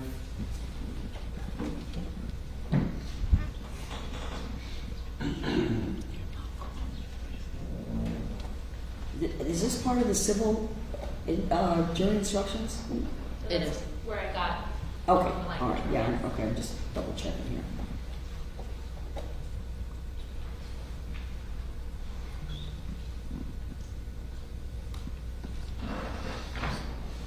All right, I'm going to decline to give the requested civil instruction on failure to exercise every possible precaution does not constitute recklessness or culpable negligence. And Judge, the court would, I just want to remind the court that the state has introduced evidence of all the things that George Pino could have done, even if not required by rule or regulation. For example, he could have had passengers wear life-saving devices. That's going to be the next one. You know, he could have had them sit somewhere else on the boat. He could have had the flares that are not expired. That's going to be a theme throughout, I believe, of the closing argument. And I think you're going to make objections that you think are appropriate, if that's part of the closing arguments. But how the state, this is only one page. Oh no, how the state would tie that in to their burden will be part of their argument, and then you'll make objections you think are proper to that yes, argument. but unless the court sustains them and instructs, then I'm going to look like I'm making a frivolous objection. So if my objection is, you're expecting my objection. Well, I might sustain and instruct. It really depends on how the argument is made, right? Right, and so I anticipate the argument that they're going to make, for example, that none of the girls were wearing flotation devices, and then ask the jury to imagine maybe the decedent would have survived if she had a flotation device on. Perfect example. Not required by law, but the state's made that a feature of their case, and they're going to ask the jury to find the defendant guilty because he could have had her wear a flotation device, and had she worn one, we might not be here on a manslaughter. I'm not sure that would be a proper argument. That's why I'm asking the court now, rather than for us to have to interrupt the state, to rule on that issue and properly instruct the jury or the state that that's not a proper argument. Okay. Do you have anything you want to comment on? I'm not sure I'm understanding what he says I shouldn't argue.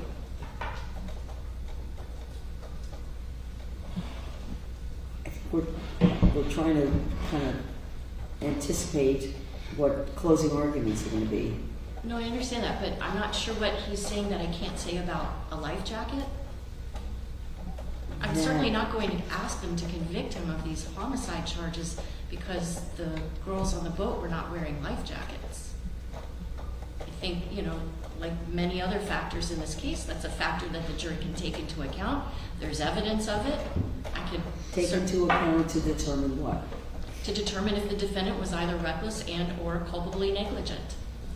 Reckless in or culpably negligent in the operation of the vessel? Yes, because he's got a vessel that has passengers on it, that if something terrible were to happen, they're not wearing life preservers. Okay. So how is that? If you have a crash and you've got a baby that's not in a car seat, and the baby dies, would the Okay. prosecution be prohibited from talking about the fact that the baby wasn't in a car seat? No,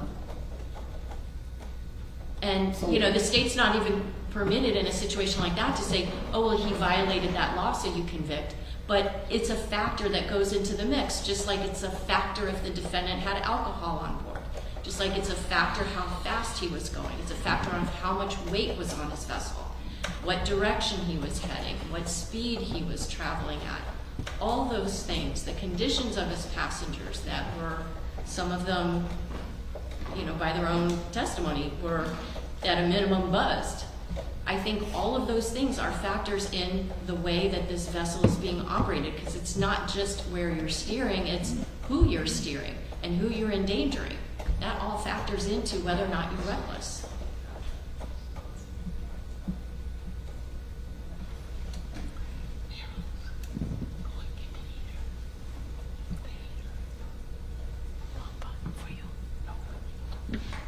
And the Martinez case, Judge, substantiates that, because in Martinez, whether somebody's consumed alcohol or not isn't in and of itself reckless operation of a motor vehicle. But in the Martinez case, the Third District Court of Appeals said whether somebody had alcohol on board is a factor. It had nothing to do with the driving, but it had to do with the overall factual scenario that was taking place. And so if they can find that a person's consumption of alcohol, even if the state can't prove it was an unlawful amount, that's still a factor that the jury can take into consideration. in determining whether or not the operation was reckless. Correct, in a vehicular homicide case. So if we just transfer that onto the water, if one of the factors might have been that he consumed alcohol, okay, the third says that's okay. So let's look at other things that happened that endangered other people. Well, don't you look to the actions of Mr. Pino, or the inaction of Mr. Pino, right? Yes, and he's the So captain the of the inaction of Mr. Pino in not requiring the girls to wear life jackets. He required them to sit down when he started going faster. He obviously recognized that things were not going to be as safe once he started moving at a faster rate of speed. I'm not saying he's guilty because he didn't make them wear life jackets. I know there's no law that requires it, and that was made clear to the jury. But it's a factor, and I, feel like when we were litigating the sworn motion to dismiss, the court seemed to indicate by Your Honor's ruling that the court was understanding the state's perspective that this isn't just as simple as a speed alone case. And as I argued in the first JOA, where there wasn't much argument with the second JOA, but in a situation like this, it's the state's position that, yes, of course this is reckless. If there weren't all those girls on the boat, if the defendant didn't even have any alcohol on board, if all he did was operate his vessel at that rate of speed in that direction, where unless he deviated course, he was going to slam into that channel marker, and he didn't do anything, if his wife had died, if she was the only one on the vessel, if Lucy was the only one on the vessel, he would be guilty of vessel homicide, no two ways about it. But you have all these added factors that endangered so many people that, to me, it didn't seem appropriate to only charge the vehicular homicide, because this isn't just reckless. This is something more than reckless. It's in the level of culpable negligence. And the jury can make a decision if they agree with my decision on how to charge it or not. But, in terms of the arguments that go into the mix of what's reckless, what's culpably negligent, those were arguments that were made that it seemed the court was sustaining when it denied the motion to dismiss and denied both of the JOAs. Judge, may I just make sure that we're distinguishing between, because I think the state's conflating conduct that affects the operation of the vessel versus inaction that could, had it been done, might have mitigated the consequences of the elision. So a life preservers, by way of example, has absolutely nothing to do with whether there would be an elision or not. But it has to do with whether or not there could be a potential for death, and remembering that the instruction is that the operation means an intentional, wanton means with a conscious and intentional difference to the consequences and with the knowledge that damage is likely to be done to persons or property. So the consequences of that recklessness also means if your passengers. If you're not prepared, or you have your passengers prepared for what would be a foreseeable consequence of the conduct, then that is, from the state's argument, ties into viable evidence that the jury can consider. That is their position, and that's just not a correct statement of the law, because but now that they're imposing upon Mr. Pino a duty of extraordinary care, the law doesn't require a life preserver. That's the simple example. No, I don't think it's extraordinary. I don't see it. I'm not sure I agree with that. Given all of the circumstances, choosing a course of conduct, in this case in particular, to go from point A to point B, there were certain decisions made, and the jury can find or not find that these were conscious, intentional, not in an evil way, but in intentional conduct, that it would be foreseeable that death or great bodily harm could result because of the actions or inactions of Mr. Pino. So, I think that's what I understood the argument to be.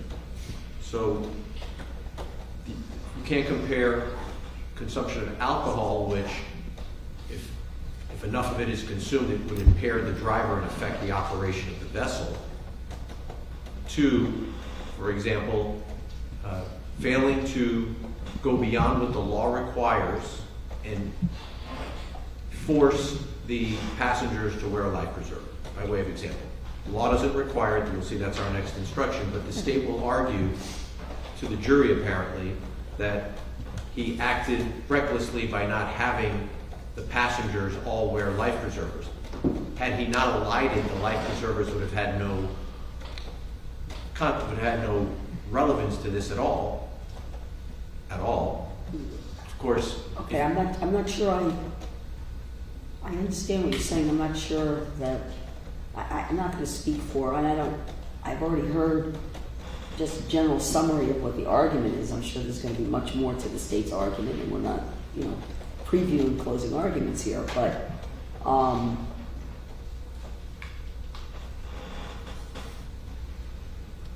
and again, whether or not, and there was evidence presented about there were enough life preservers and they weren't wearing them, okay, and the evidence, if I remember, Mr. Pino had the girl sit down knowing he was going to increase the speed of the vessel. I don't know if that was the evidence. No, I think the testimony was at some point he asked the girls to sit down while they go underway, which is the prudent thing to do. Okay. I think that the officer, the lieutenant, agrees. Okay. I don't know what. And I don't know what that has to do with the speed at all, or whether or not being prepared for what could be potential consequences to the actions that were taken. Well, it also improves visibility, because if the girls are standing, they would obstruct his visibility. Okay. So there may be two reasons why it would be appropriate to have the girls seated. I guess you could argue that, right? But I'm okay with that. Yeah. That one doesn't bother me, right? He has everybody seated and he's being prudent. No one's going to say he's imprudent by having them seated. That's not the issue. The issue is these other have an engine cutoff switch. Okay. Not required. No relationship between. Okay. But that doesn't go to what was relevant evidence, and the weight or significance of whatever any of this evidence was That's part of the argument, right? That the jury doesn't, your position would be, well, what value does that have at all to how Mr. Pino was operating or failing to operate the boat in an appropriate, For some reason, in civil cases, the court gives this instruction. okay. You would think if it's appropriate in a civil case, it would certainly be appropriate in a criminal case. Okay. And that's all. So they're going to argue that Mr. Pino could have done many more things to improve safety. We all could do more. The law just doesn't require it, much less allow that a conviction stand based on the failure to do more than that which is required by law. Okay. Yes. All right. I am not going to give the failure to exercise every possible precaution does not constitute recklessness or culpable negligence, and then the fact that the Florida law does not require persons to wear personal flotation devices on vessels more than 26 feet in length.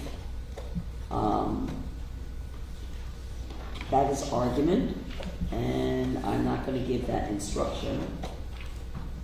And the engine cutoff switch, let me see here. I think it's undisputed the law does not require an engine cutoff switch under these circumstances, just like the law doesn't require anyone to wear a personal flotation device. Right. Our recollection is you told the jury you would be instructing on this. That's our recollection. I think that has to do with the navigational rules.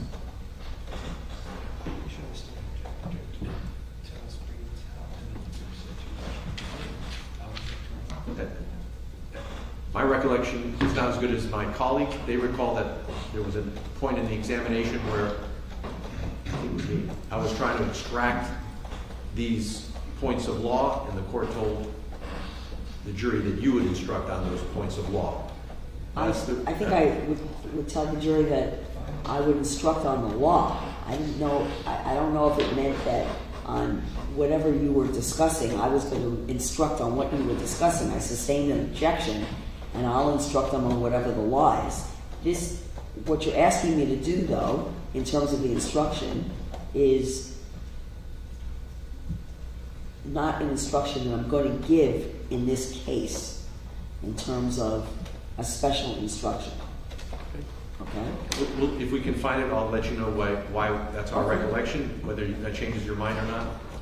All right. And state if you see it, you see something, or you note something. If I made a statement to the jury with regard to the cutoff, it's cutoff switch, right? Somebody called it a kill switch. Either way. Okay. If I made a statement to the jury that I would be instructing them on what the law is on a kill switch or cutoff switch, I don't remember. I seem to recall that on cross-examination, defense counsel asked Mr. Albert if there's any legal requirement to wear a kill switch, and I believe he said no. But we can double check the transcripts. But I think the jury already knows that that's not The a jury requirement. knows that it's not a legal requirement. Correct. But whether I advise them that I would then instruct them, I don't remember I that. don't but remember. I'm not sure if it lot- was in that context. Oftentimes I will say the court will instruct you on the Right. law, and I don't know if it was specific as to what the kill switch, what the laws on kill switch, what the laws on Life jackets. on life jackets. In terms of, I believe when we were discussing and I allowed evidence regarding the navigational rules, okay, I gave them an instruction over objection about the rules in general, that specifically advising them that a violation of any of those rules, individually or cumulatively, is not in and of itself evidence of a culpable negligence or recklessness. I think I gave them that instruction over your objection, because I think the objection was that I should not have allowed any evidence of navigational rules. I think that that's what occurred during the trial, which I allowed the state to introduce evidence of the navigational rules with that limiting instruction. And we're going to get to that in a minute, because then the state is asked as part of the final instructions for me to instruct the jury. And it's very similar to the instruction I had already given to the jury on how, if at all, they can consider the navigational rules. So I'll get to that in a minute, okay? In fact, I'm going to get to it right now, because this is the point to do it. Because next we would be talking about weighing the evidence. Okay, so. Actually, Your Honor, the state had put in the jury instructions that I sent to everyone today that after Your Honor would instruct on the vessel homicide charge, that the next charge the state would be seeking was a charge on the navigational rules. And it's largely the same as what I had put forward previously. And it has to, I think, and I agreed to instruct the jury over defense objection, and I think similarly in the final instructions, there has to be a boundary or limiting instruction as to, so the jury is clear that a rule violation does not mean any kind of criminal culpability. It doesn't translate into either individually or cumulatively criminal culpability. So,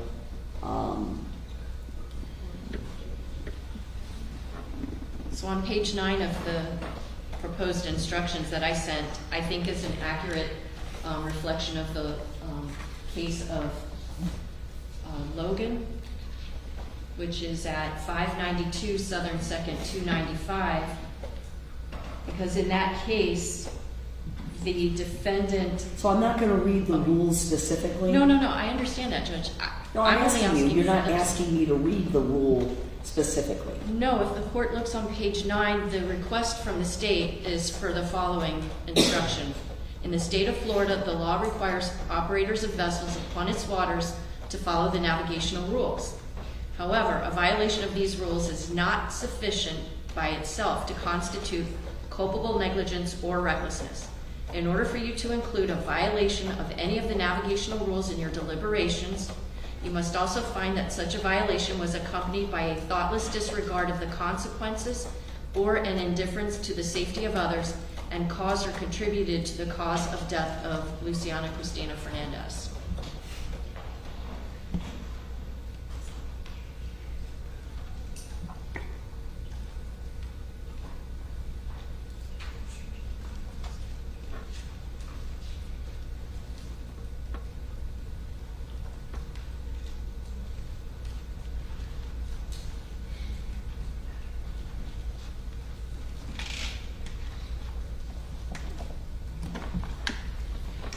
All right, now you had already objected, but can you look at the language that's proposed and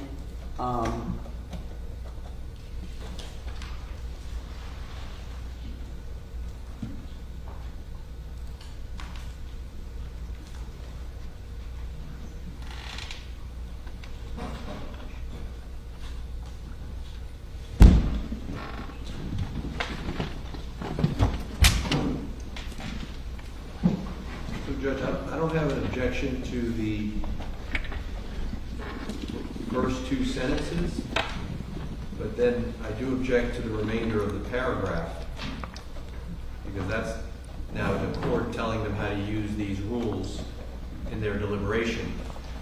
And if the court is not inclined to rely on Third District Court of Appeal and other courts of appeal case law when we propose instructions on how to guide deliberations on the ultimate elements in the case, and so too. yeah, I'm going to modify the language a little bit there. If the court would prefer that, and the defense would prefer in order for you to include a violation, if both parties, I know the defense is going to object under any circumstances, but if it makes it less objectionable to remove that final sentence, I'm happy to do that, and the court just advised that Although the law requires operators to follow navigational rules, a violation of these rules is not sufficient by itself to constitute culpable negligence or recklessness.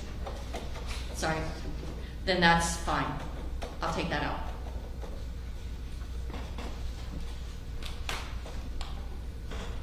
I can have a moment. Because I think the less the better here, anyway, because it is a gray area, frankly. Again, not a standard instruction, and I need to make sure when I instruct the jury that there is a fair balance on, on not telling them how or whether they should, but just leave it as the simple explanation of they do not constitute culpable negligence or recklessness in and of themselves. So over the objection to giving a special instruction at all, I'm going to take out I'm just going to leave the first two sentences in that. Okay? Okay. Then I would have the reasonable doubt instruction.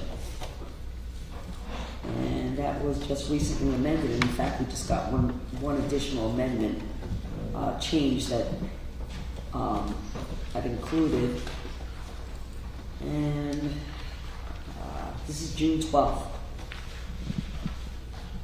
And I think yesterday also there was something, but it's already been included. So let me look at this in the state's requested instructions. I think that you had included the amended instruction. That's correct, Your Honor. So I would request that the court include language from the 11th Circuit U.S. Court of Appeals pattern instruction. See, one moment, Your Honor. Okay.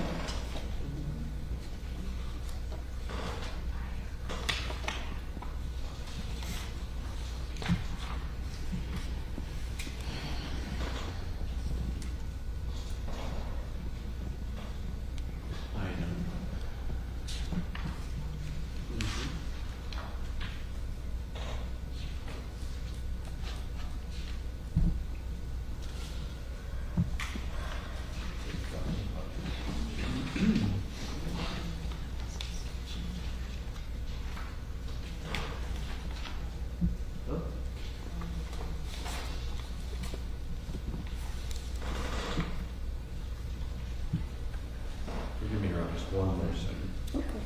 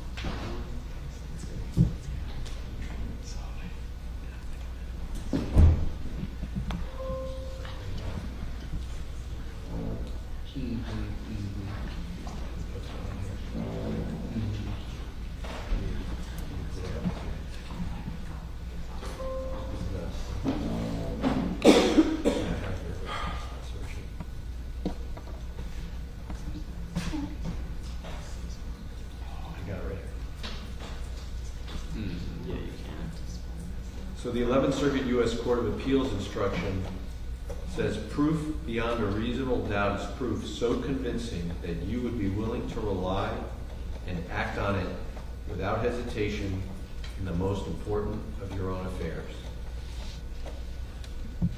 I would ask that that language be included in the instructions to this jury.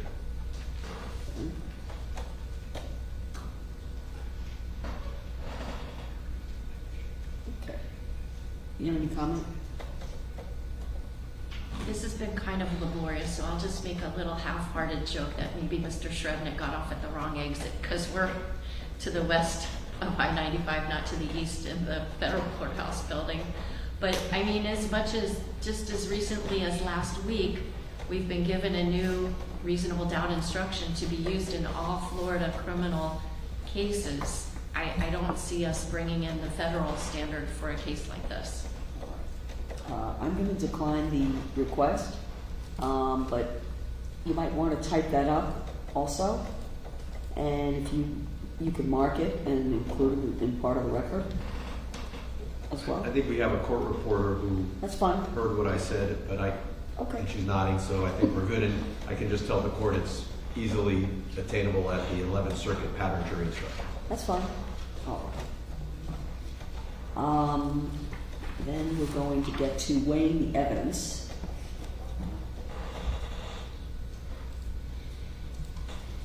And again, this, as part of the standard, I took out, let's see,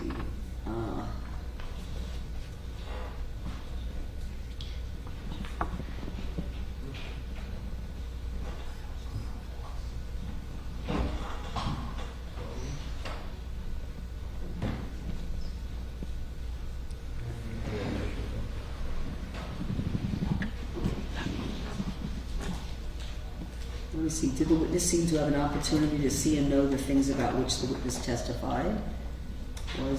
Did the witness seem to have an accurate memory? Number 2. Number 3, was the witness honest and straightforward in answering the attorney's questions?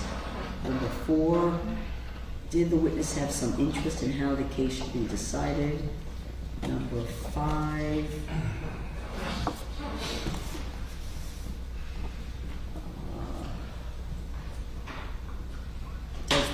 does the witness's testimony agree with the other testimony and other evidence in the case?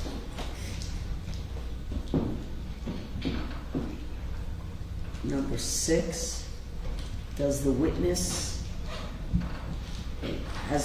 been offered or received any money, preferred treatment, or other benefit in order to get the witness to testify? The state wants that in, it looks like the defense wants it. Sorry?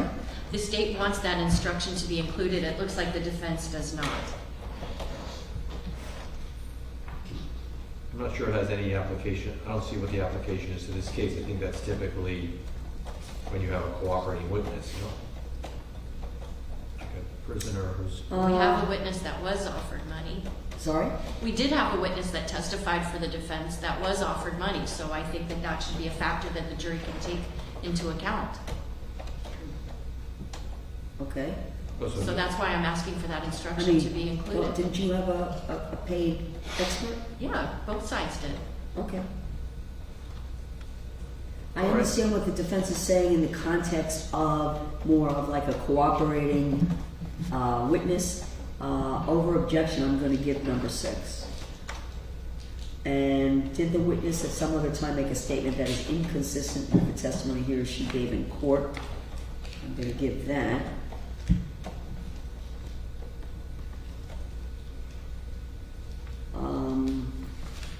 I think that's it.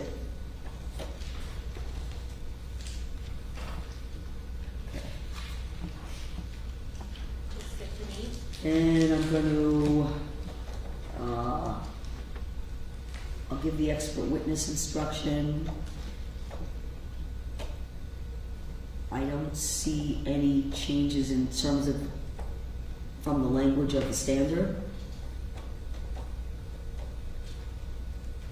I'm sorry, where are we now? Page, Expert I've witness? just finished the, I finished number 7, and I renumbered them. And then whether the state has met its burden of proof does not depend upon the number of witnesses it has called or upon the number of exhibits it has offered, but instead upon the nature and quality of the evidence presented. Okay? Then I move down to the law enforcement witnesses.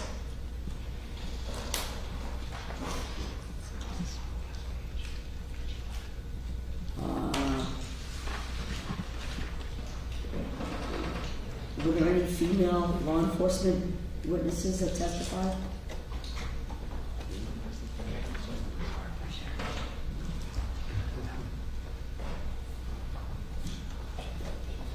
Because it says his or her, so I'm just asking. Oh, we can take out the her. Okay.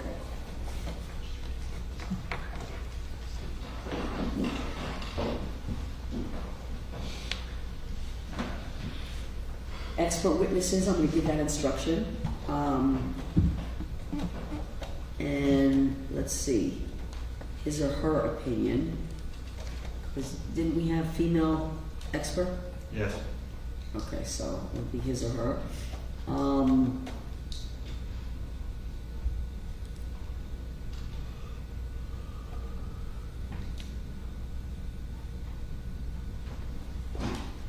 And the next paragraph, it's okay for a lawyer to talk to a witness. I don't see any changes there.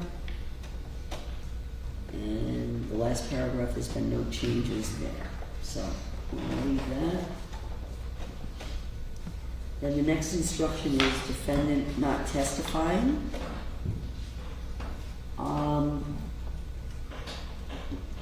Do you want both paragraphs?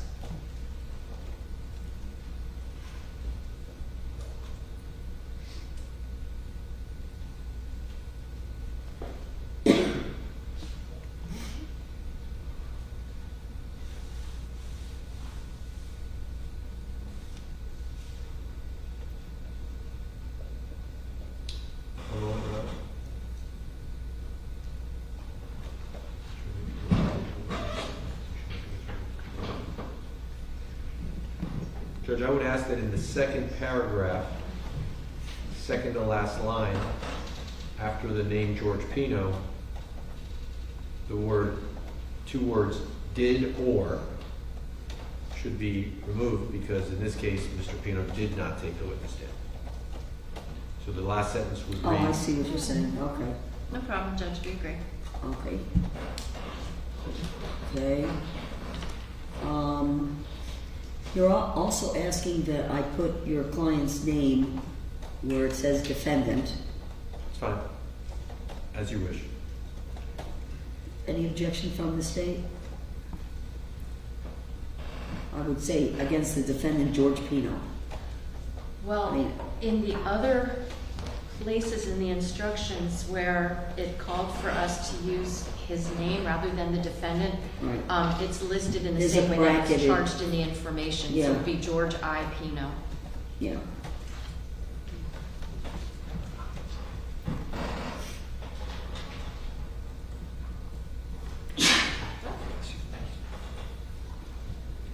So it's highlighted in the other standard instructions that you should actually put the specific name, but in this instruction, It does not. 3.9, just so we're clear, and let me double check that.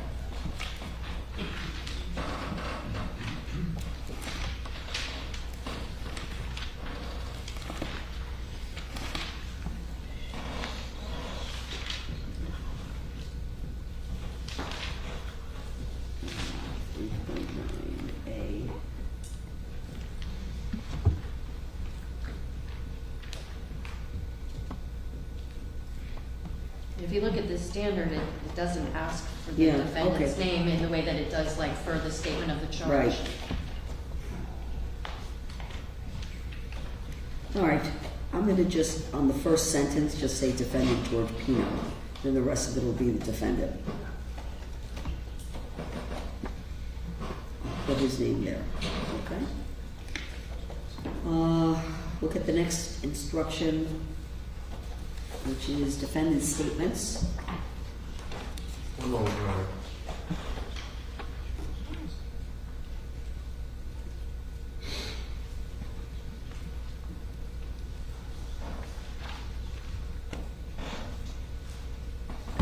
I think that's the standard, and I think you agree with the standard from what I'm reading in your requested instructions.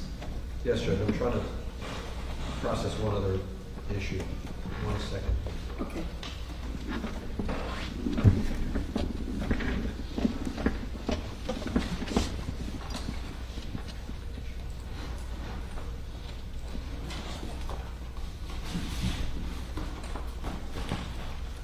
Melissa, you okay? You need a break? You want to take a minute? We're almost done, right? I think we already wanted you to, I'm sorry. We're almost done. I'm good. okay, whatever, okay.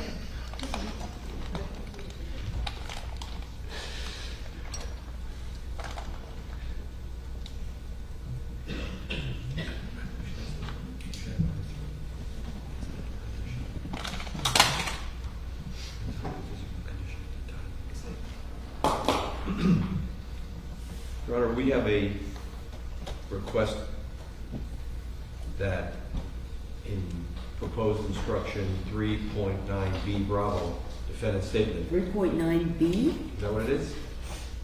So my sense is, defendant's statements, yes, okay. in the middle of the page, it has two factors to consider. Yes, We would propose a third one, and that is Mr. Pino's mental and physical condition at the time of the statement.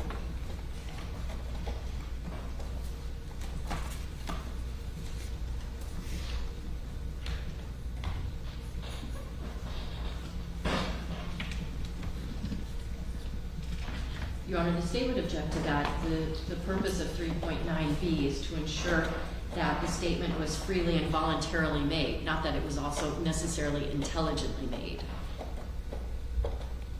okay. or that it was made by a person, you know, that had a particular physical condition or non-condition. It talks about to make sure that it was freely and voluntarily made. That's the issue. There's no Okay, allegation. part of the argument, part of They the- can argue. part of your argument's gonna be, it wasn't freely or voluntarily made because Mr. Pino was suffering the effects of a medical, event, a concussion, or, right, okay. The instruction says, though, whether they were freely and voluntarily made. So, including but not limited to. So I am going to decline your request. But certainly that's goes into the argument of whether it was freely or voluntarily made. And other things that, you know, and you, you know, this is in the context of where you see these instructions is when there is a statement against interest, when there's a confession, when there's, so, yeah, I'm not going to add a third paragraph to the standard, but that'll be part of your argument as to why it was not freely and voluntarily made. Okay.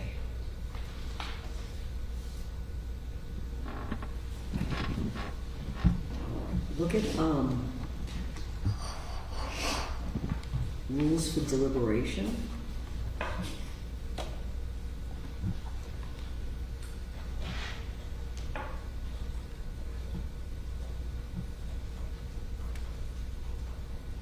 And I think we agree that since this is not a penalty phase, or capital case, that there were certain paragraphs that are taken out. And everything else, what I'm reading from the defense version and the state version look to be consistent. Agreed, Your Honor. And there are seven paragraphs that the jury should consider in the rules for deliberation.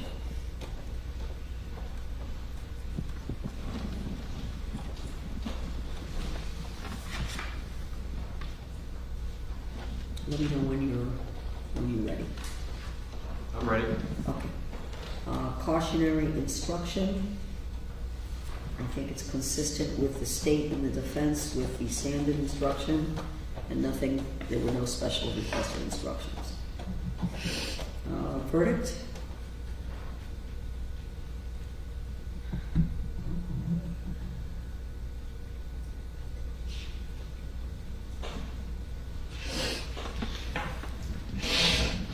Not sure I understand. There's no lesser, so that first paragraph, it is out on what would have been the standard because I'm not instructing them on any lesser, so I'm gonna take that paragraph. That was in your draft? Yes, but.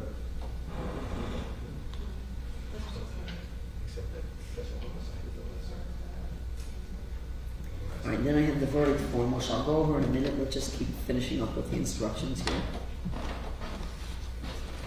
With regard to the verdict instruction, Yes. you have under consideration the issue that we raised earlier about that if the jury were to find Mr. Pino not guilty of vessel homicide, that would necessarily end the deliberations because vessel homicide is the lesser offense than manslaughter.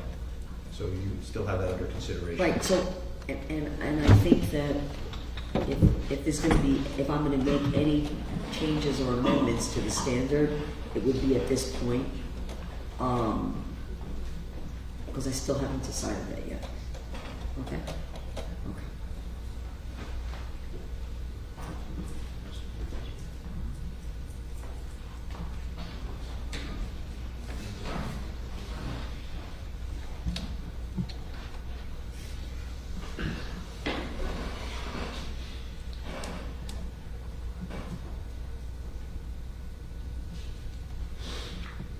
And so the request for the, what I'll call the special verdict form regarding not having the jury deliberate on manslaughter if the jury has found that Mr. Pino is not guilty of vessel homicide, that would then affect what is now, I think, 3.12A alpha, single defendant, multiple count of informations.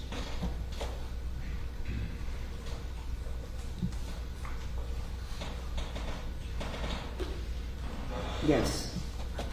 I see, yes, I agree. If I'm going to add any language, it would impact that as well. And then you'll see our next proposed instruction, 3.12D delta, legally interlocking counts.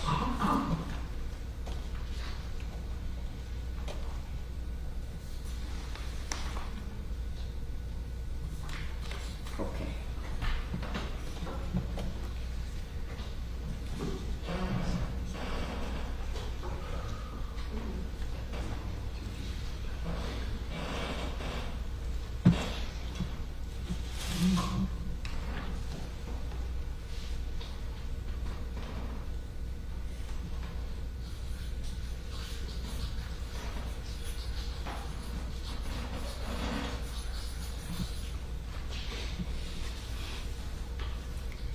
All right. Steve, have you had a chance at all, because I don't know if you have, to look at the request on the 3.12 legally interlocking counts? Yes, and it's not a correct statement of the law for a variety of reasons.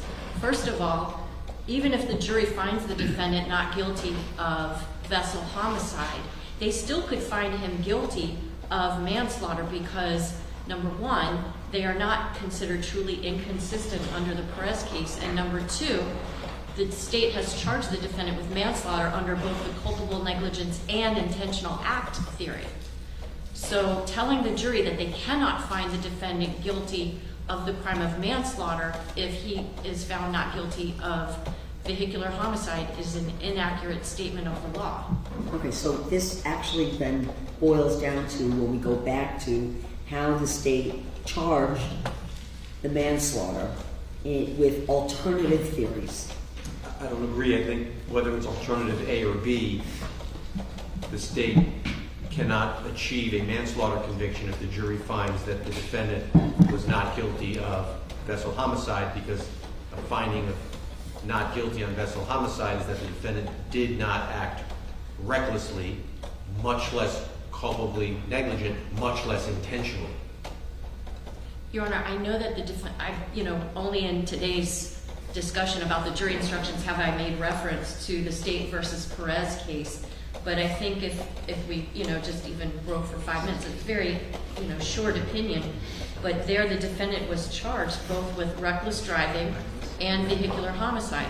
The jury found not guilty of reckless driving, found him guilty of vehicular homicide. So the defense said, well, if the jury said he wasn't driving recklessly, then how can it be vehicular homicide? And the court said that we would conclude that the doctrine of lenity or of jury pardon should apply.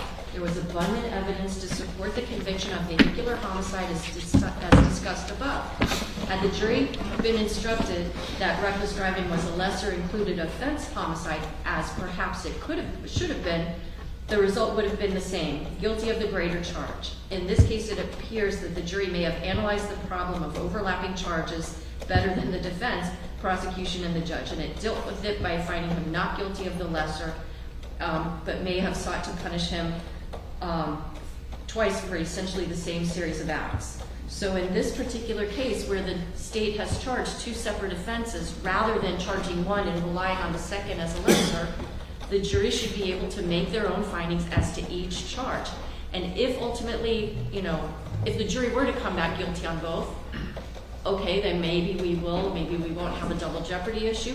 If they come back guilty on manslaughter but not on vehicular homicide, I would cite to the Perez case saying it's not an inconsistent verdict. If they came back guilty on vessel homicide but not guilty on manslaughter, okay, and obviously if they come back not guilty on everything, we got nothing to discuss. Do you think that this should be a special verdict as to either theory on manslaughter? No. Okay. Because just like you don't have to have a special verdict on first-degree Felony murder murder if or it's premeditated or felony murder. Yeah. However you want to slice it, the jurors can half and half find, there's no basis for a special verdict. This isn't like, oh, we're going to get an enhancement if there's a firearm or something like that. Okay. Okay. What was that? Give me the citation. Of course, Your Honor. It's State versus Perez, 718, Southern 2nd, 912. It is a 5th District Court of Appeal case from 1998. Okay. Judge, if we can respond to that case. Go ahead. So in Perez, the two charges were vehicular homicide and reckless driving, which reckless driving had no death component to it. So the difference between that case and this case is the driver in Perez committed a series of acts which could have been considered by the jury to have been reckless. And the court said the jury, and I'll read the quote to you, in this case, the jury could have concluded that Perez's decision to speed and pass cars in a no passing zone was not reckless, which is why, as to reckless driving, no death resulted from that action. The jury could have acquitted him. But his final decision, the one that did cause death, to try to pass the last car after seeing the approaching van, was reckless. So it wasn't a truly inconsistent verdict, whereas in Mr. Pino's case, both manslaughter, the culpable negligence component of that, and the intentional act component of that, as well as vessel homicide, must be an action that results in death. So if the jury finds Mr. Pino was not reckless, and therefore his quote-unquote reckless conduct did not cause death, they necessarily are finding that a higher mens rea did not cause death. It's different. It's not as if he's charged with manslaughter on count 1 and culpable negligence generally on count 2, whereas they could find, an action of his along the way was or was not culpable negligence, but did not cause death. Does that make sense? Makes sense what you're saying. I understand that. Right.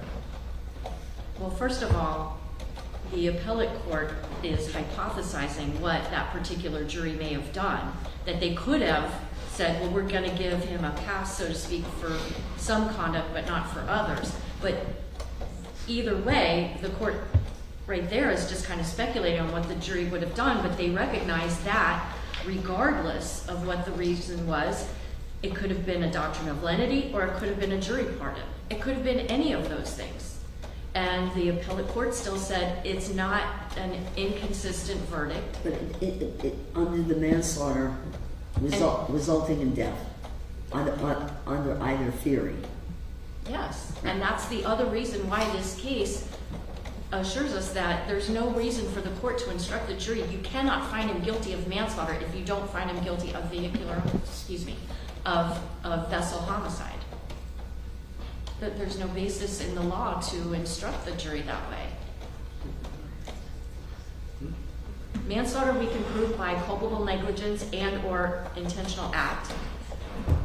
Vessel homicide is only with recklessness, and even if reckless is somewhat of a lesser of culpable negligence, reckless driving is a lesser of vehicular homicide. Yet in this Perez case, when the jury came back not guilty on reckless driving, but guilty on vehicular homicide, the court said that's not an inconsistent verdict. Two important points. One is that the Supreme Court of Florida has specifically said in McCreary, the legislator intended and did create a lesser included offense with a lesser standard of proof required for conviction. There's no doubt the Supreme Court has said that. That's how they've upheld this distinction between the two statutes. Second, in Perez, there was a theory of consistency, and that is that he may have been reckless at one moment in time, not causing death. He may have been reckless at another moment in time, actually causing death. And the jury could evaluate the two scenarios independently. More importantly, the Court of Appeals seemed to say it wouldn't matter anyway, because on appeal, standard of review, we assume the jury acted out of lenity, not logically. Going forward, though, looking prospectively, the court should be trying to make sure the jury does act logically. And to say that it's okay, let's send it in there and we'll let the Court of Appeals justify an illogical outcome seems to be a result-oriented approach that is not what the law should be. No, but isn't it because there are both theories that the state operates under in making an argument, okay? If vessel homicide, recklessness needs to be proven. Only recklessness needs to be proven. Right, okay.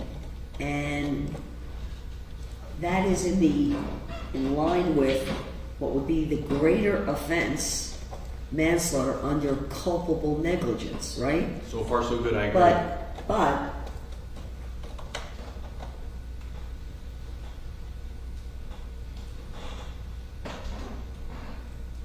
if the jury does not find vessel homicide under only recklessness, Yep.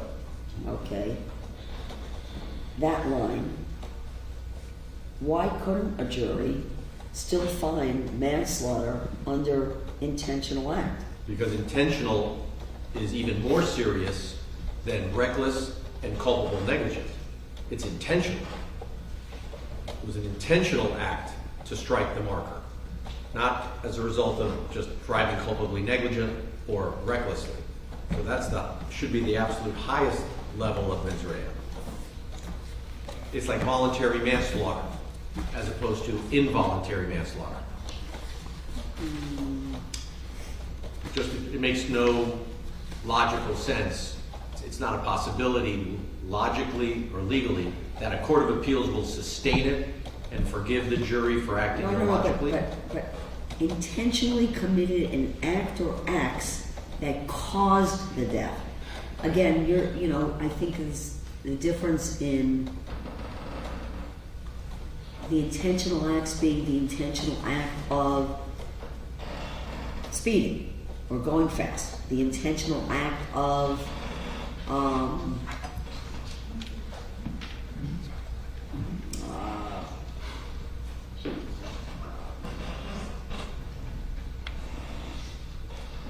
It has to be an intentional act that caused the death. okay. That's why we had this conversation 2 hours ago. That's right, we did. And now all comes to a head.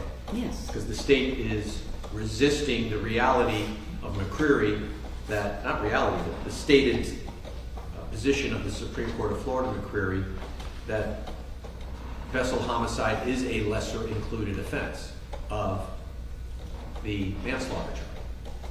But what I don't think is connecting right now is that The state is not relying on that as a lesser included. We've separately charged it so that the jury can make their own finding as to each count, as to each charge in the information. Okay, so, let me ask this. Could the defense, if they asked for a lesser under manslaughter, could they ask for a lesser of Culpable negligence. culpable negligence? If they wanted to, as a category 2, have a lesser, yes. I just didn't hear them asking for a lesser included instruction. Okay, all right. I wouldn't fight against that. If they want culpable negligence as a lesser of manslaughter, no problem.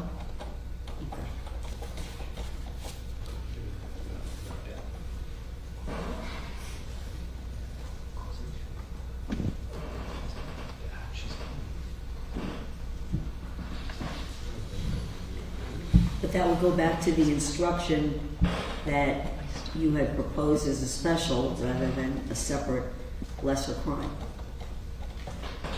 Could you please repeat that? I'm sorry.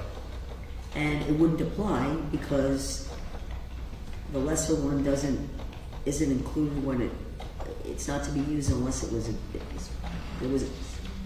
a death here, so it can't be a lesser. But speaking of lessers, there is the original misdemeanor charge that was brought against Mr. Pino, that failure to abide by the navigation rules resulting in an accident or in a boat crash that causes death. We would submit, particularly given now that the jury is hearing navigation rules, that lesser included offense be made available to Mr. Pino.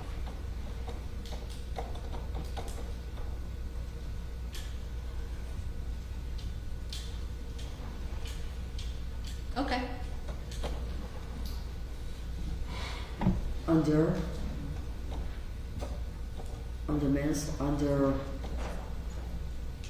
manslaughter as a lesser? It's not a cat 1 or cat 2. I think it would be It's not a lesser included of, vessel homicide. is it a lesser included of vessel homicide? Did you check and see?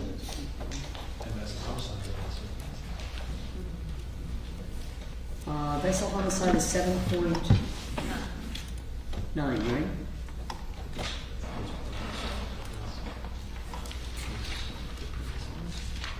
I think it's characterized as a permissive lesser included.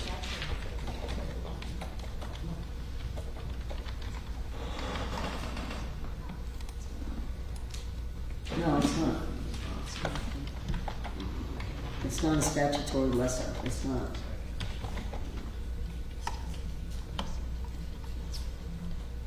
Well, Judge, the statute is 327.33. What's that? I'm sorry? The statute is 327.33 Right.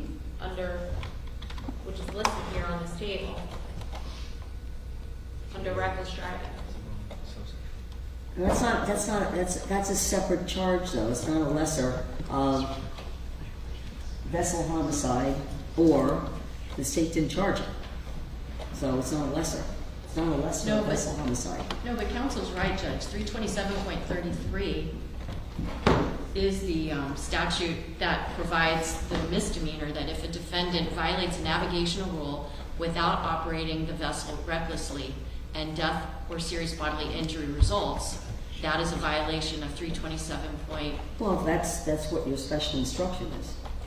Well, your special No. instruction talks about navigation. It's 327. Go ahead.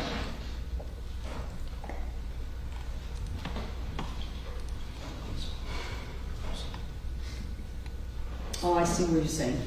Reckless operation of vehicle. Okay. And under 28.19. As a category 2 lesser. 28.19.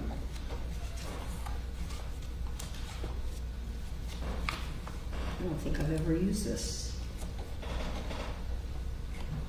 Let's find it. 2819.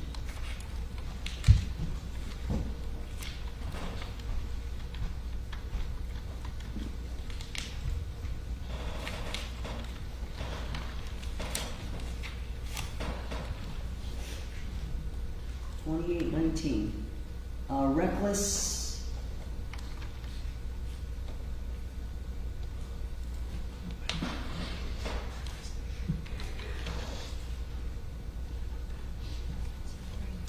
Okay, do you want, are you requesting that as a lesser?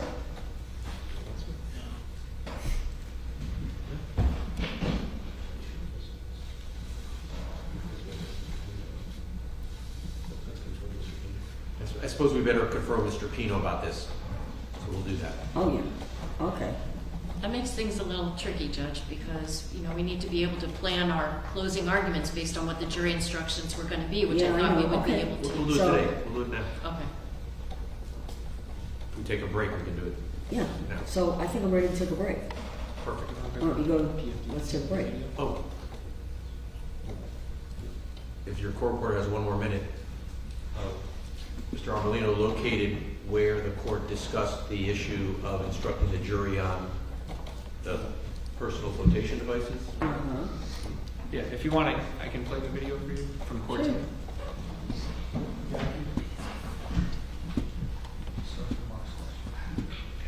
Put it on the microphone, I guess. Are these on? You just put, you want to just, yeah. Or just so make sure it's on. Okay. So this is from day 3 on Court TV on YouTube at 5 hours 11 minutes. Okay. Person. What is the law in Florida as to who must wear a personal flotation device? If you know. Just say, Minors under a certain weight. That was from Sergeant Delgado. I'm not sure if that was also broached with Officer Albert, with Paul Albert. I think that was a different witness, right? Correct, that was Sergeant Delgado, not It Paul was. Albert. But the question was, what is the law in Florida as to personal flotation devices? And the court sustained an objection to that question and noted to the jury that it would be instructed. I'm not going to instruct the jury because I'm not going to do that.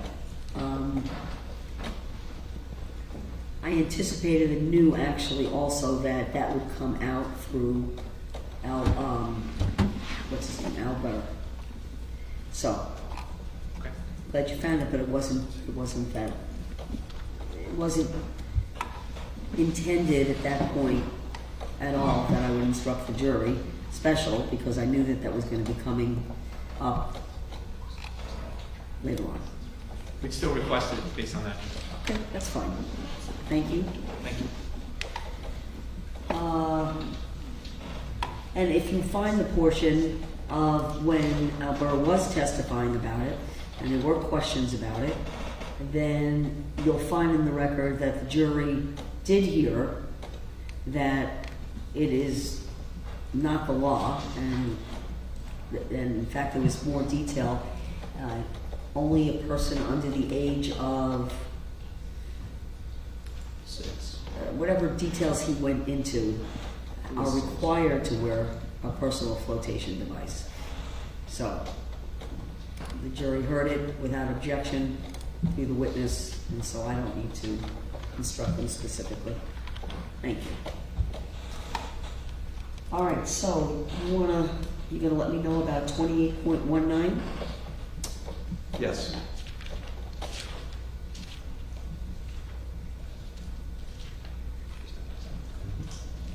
May we recess for Yeah. 15 minutes? and- Sure. Because we're pretty much finished with the instructions. At this point,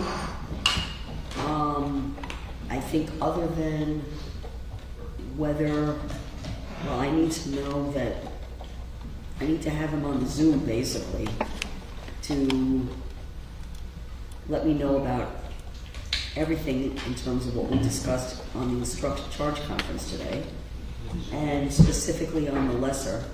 Your Honor, the instruction 28.19 Yes, is as to 327.33 subsection 1. okay. But the provision that they're talking about is 327.33 subsection 3. Oh, And so I don't think that there is a standard jury instruction for that offense. I mean, certainly we can craft one if defense wants that as a lesser.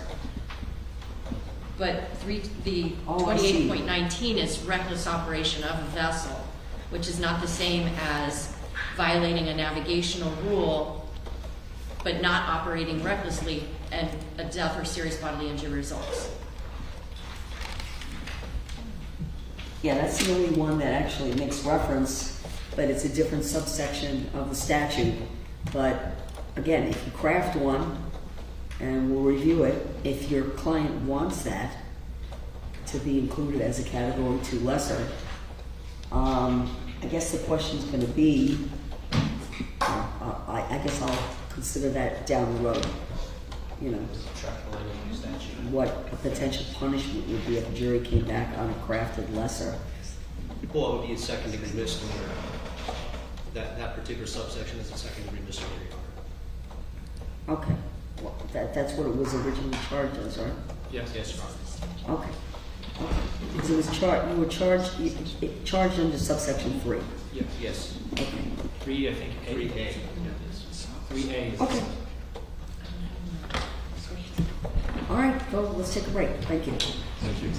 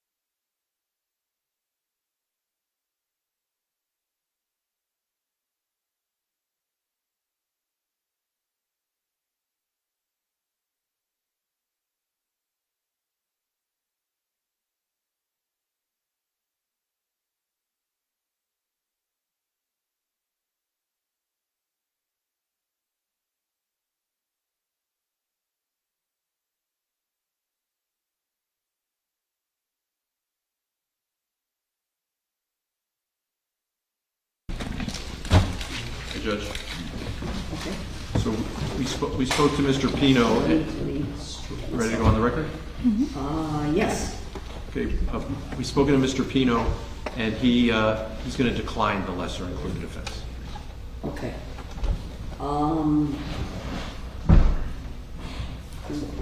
There were a couple of other things that, I think there were a few other things to discuss with Mr. Pino. I told him that there were jury instructions that we had requested. He made it very clear he's deferring to his legal counsel because he doesn't have legal training, and so he is putting his confidence in our legal team. Okay, so I'll get that confirmation, I guess. We can do it now. He's available by phone, or we can have him go in by Zoom as you wish, Judge. Okay. Yeah, let him come on Zoom. Okay? I have the Zoom open. Okay. We just sent them a Zoom. I have a Zoom, but yeah, something. Can you go back also, just look at, Oh, you want to put them on our Zoom? I sent them on Zoom. I want to make sure, again, you know, because I don't recall a circumstance where I've had a trial where there was a death where I did not instruct on both justifiable and excusable homicide. I don't remember ever not instructing. Now, I understand that you all agree and stipulate, but I don't want this to come back around where it's fundamental error not to instruct when there's a manslaughter charge on justifiable homicide, even if it's not applicable. I thought I heard you read something that made it sound like it can be waived. I did read something like that, but I'm just sharing with you the slight hesitation I have, and that's something that I'm going to ask Mr. Pino as well, because should there be, you know, I don't know, I want to make sure that's would be a fundamental issue. And I don't know if you've seen anything on that. I want to confirm it's not fundamental. I will tell the court, I am very uncomfortable with the court not giving the entire introduction to homicide instruction. Okay. I'm very uncomfortable with it. I do think that the defense potentially can waive that, but I think it leaves us with a possibility if something were to happen, if he was convicted, that there could be some kind of post-trial litigation on that issue. I think the safe thing to do is do what the instructions tell the court to do, which is to give in all, I mean, it's called Introduction to Homicide, not... Okay, I'm gonna probably continue to mull that over. I don't think it's gonna necessarily cause impact anyone's closing argument,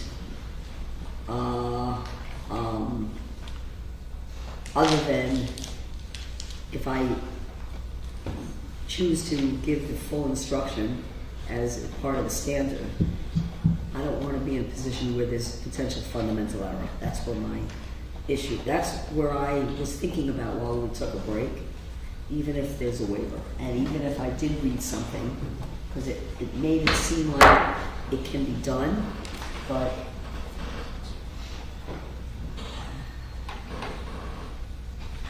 I have to think about that, okay? Of course. Over the weekend, I'll probably be sending you all an email to advise you whether it's going to remain in the instruction. As you might guess, we'll be working all weekend, and if there's a time the court wants to do a Zoom or phone with us, we'll be available at your call, whenever you'd like to do that. Okay. All right. And we're getting Mr. Pino on the Zoom. Okay, good.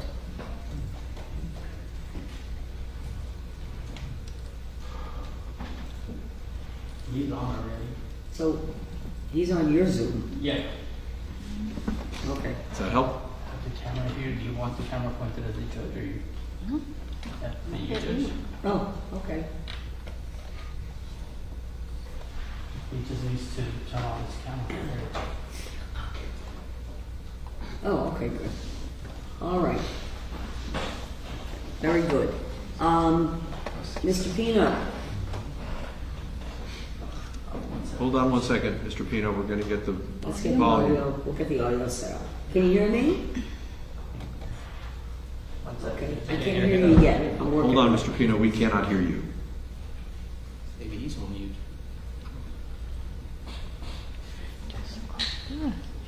Get a speaker on that.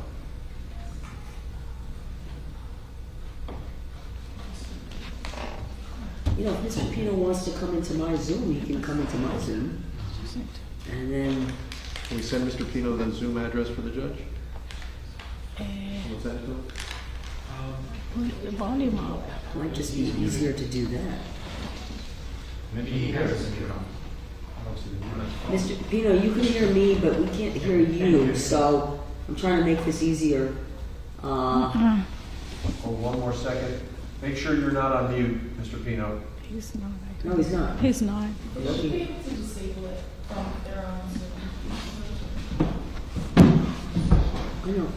Does the TV have on? Maybe no volume. Did we check the TV volume Your volume. Just our. versus the computer? The computer, the volume in the computer. I will tell you honestly, the easiest way, give him my Division 62 Zoom, just have him click off of this and click into 62. I don't have to get We're them gonna text you the I just Block. sent it to Zoom link. You sent it to him? Well, Thank you. George's number, but I sent it to our group, so someone should just be able to copy it. I got it. Sorry, Judge. Okay, that's okay. We'll get it done.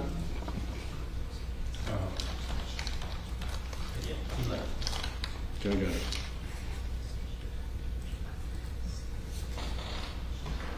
Okay.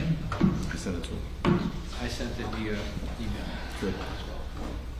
Okay, I have it now. Okay.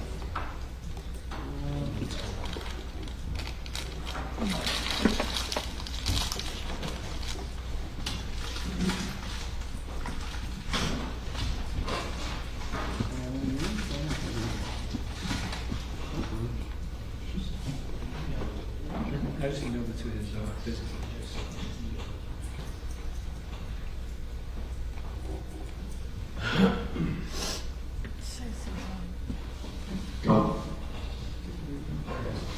Hi, Mr. Pino, are you there?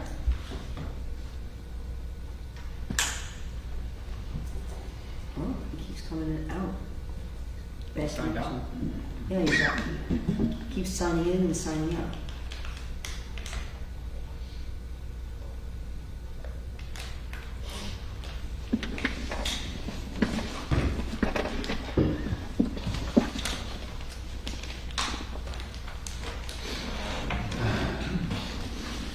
I lost him again.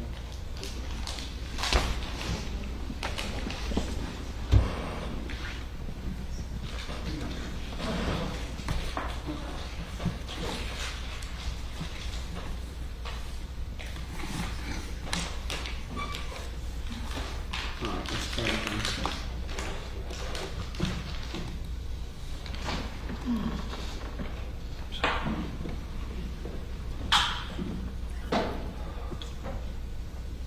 Okay, I don't know if the audio is disabled.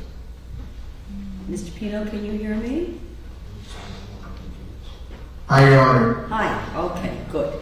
All right, so I see Mr. Pino, he's on my Zoom, and just gonna ask a couple of questions. Can you raise your right hand, sir?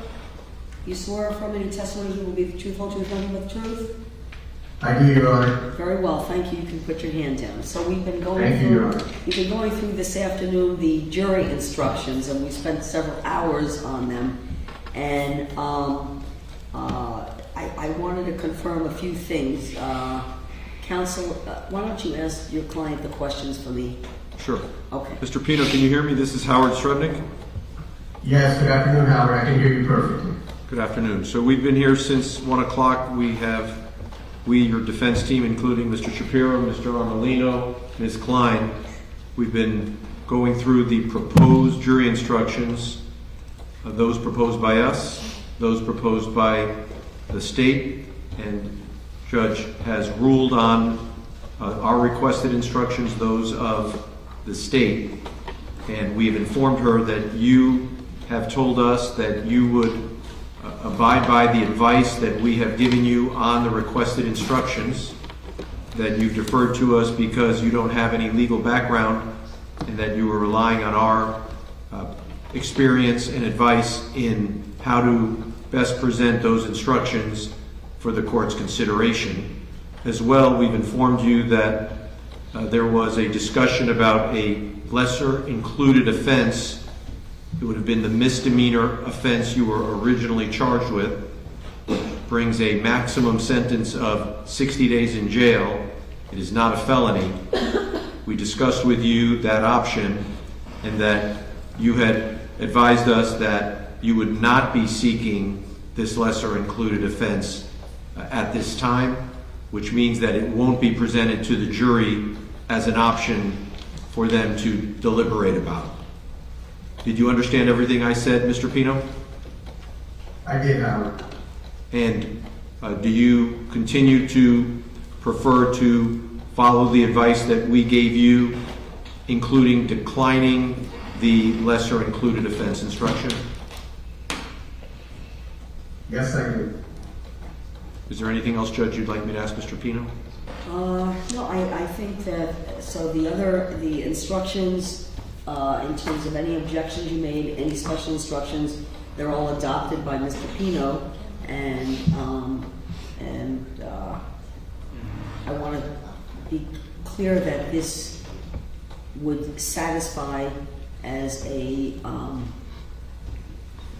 necessary part of the proceedings, an essential part that Mr. Pino actually needs to be present for, even though I did accept a waiver of his presence, because this is a critical part of the proceedings. I wanted to make sure that Mr. Pino understood why we have reached out to him today, so that down the road we have a clear record that Mr. Pino is considered to have participated in this critical part of the proceedings. Mr. Pino, did you hear the judge? I heard everything very clearly. And you recall that yesterday we spoke about the option of you either attending or not attending today's conference, that I explained to you these were legal matters, that the jury would not be here, and we discussed and you preferred to allow the lawyers to appear on your behalf so that you need not attend the proceedings even though you had the option to attend. Is that right? That is correct. Okay, yeah, and when we talk about this again, it just, I don't know what the future will hold. So there could not be a claim later on that, that something so important and fundamental that you were not present for, that there was, you couldn't object to it later on, basically, if there was any issues that came up. I understand, Your Honor. Okay, all right. Okay, I think I've covered everything. State, do you have anything that that you feel I needed to ask Mr. Pino? I just want to verify, are there any lesser includeds at all that the defense is seeking in this case? Okay, so there are no lesser included instructions that the defense is seeking.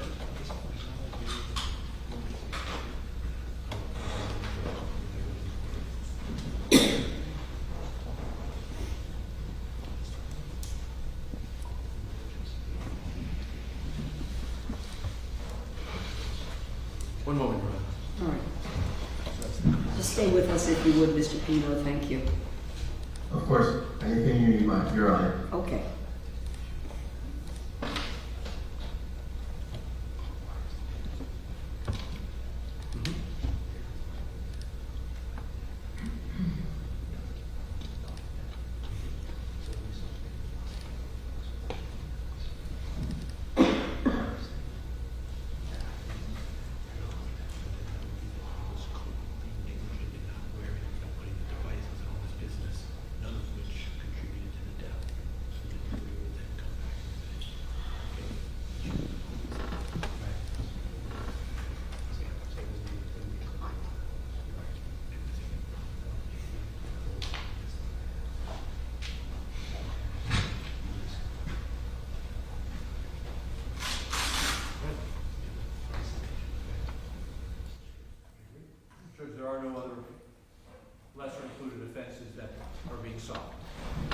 while I have Mr. Pino here, I'm just gonna finish up with our charge conference. If Mr. Pino would please stay on our Zoom. And I think I had left off with, the one question on whether 3.12D, the legally interlocking counts instruction would be given. The state had objected, I believe, to my giving that instruction. And that goes back to the argument that was made that vessel homicide is a necessarily lesser included offense of the manslaughter, and therefore, if the jury came back with not guilty on vessel homicide, that they necessarily could not come back on a manslaughter. And Ms. Adams, if you had anything further on that, I don't know if you found any other cases or anything else you wanted to address. I'm going to go ahead and.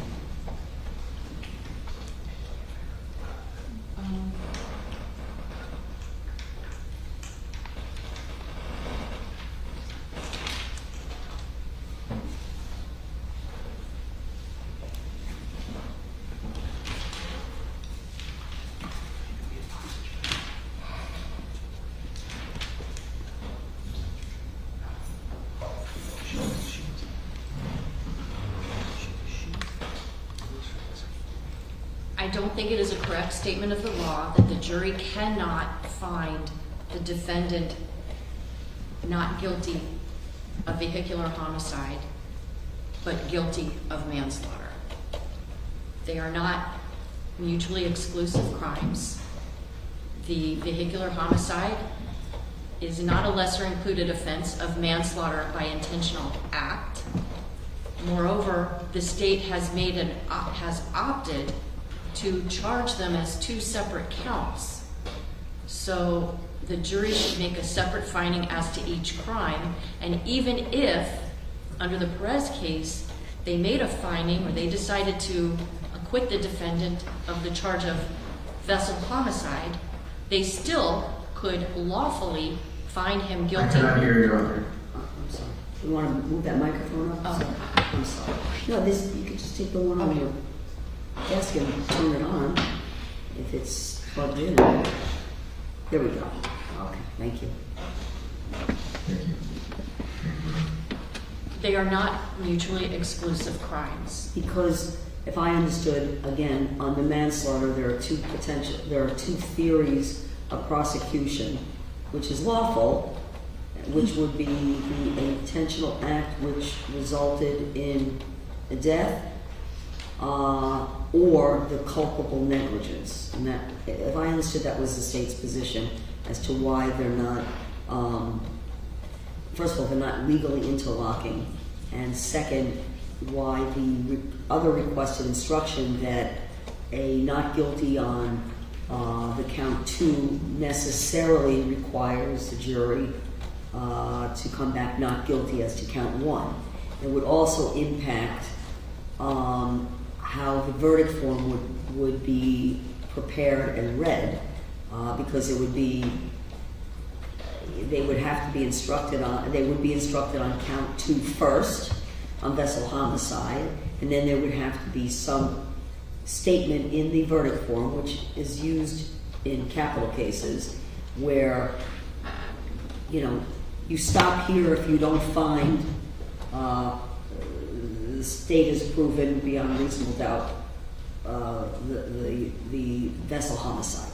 And that's so distinct from what we're doing here. That's, you know, for sentencing purposes. I understand. So, I mean, to the extent that the state made I made a choice in how I charged this, and I want the jury to make a separate finding as to each crime. And even if they were to say he's not guilty of the vessel homicide, the jury still has the option of finding him guilty of manslaughter. And there's nothing to say that that's illogical or not a lawful verdict that the jurors can have. Who knows, maybe they acquit him on both. I don't know. But what I do know is that these charges were separately filed, and the instruction that the court gives as to your verdict as to one charge should not impact your verdict as to the other. They are It has to be separate treated crimes. as a separate crime charge. Correct. Okay. And that jury instruction reflects the law, and I think that what the defense is seeking does not reflect the law. Okay, I understand.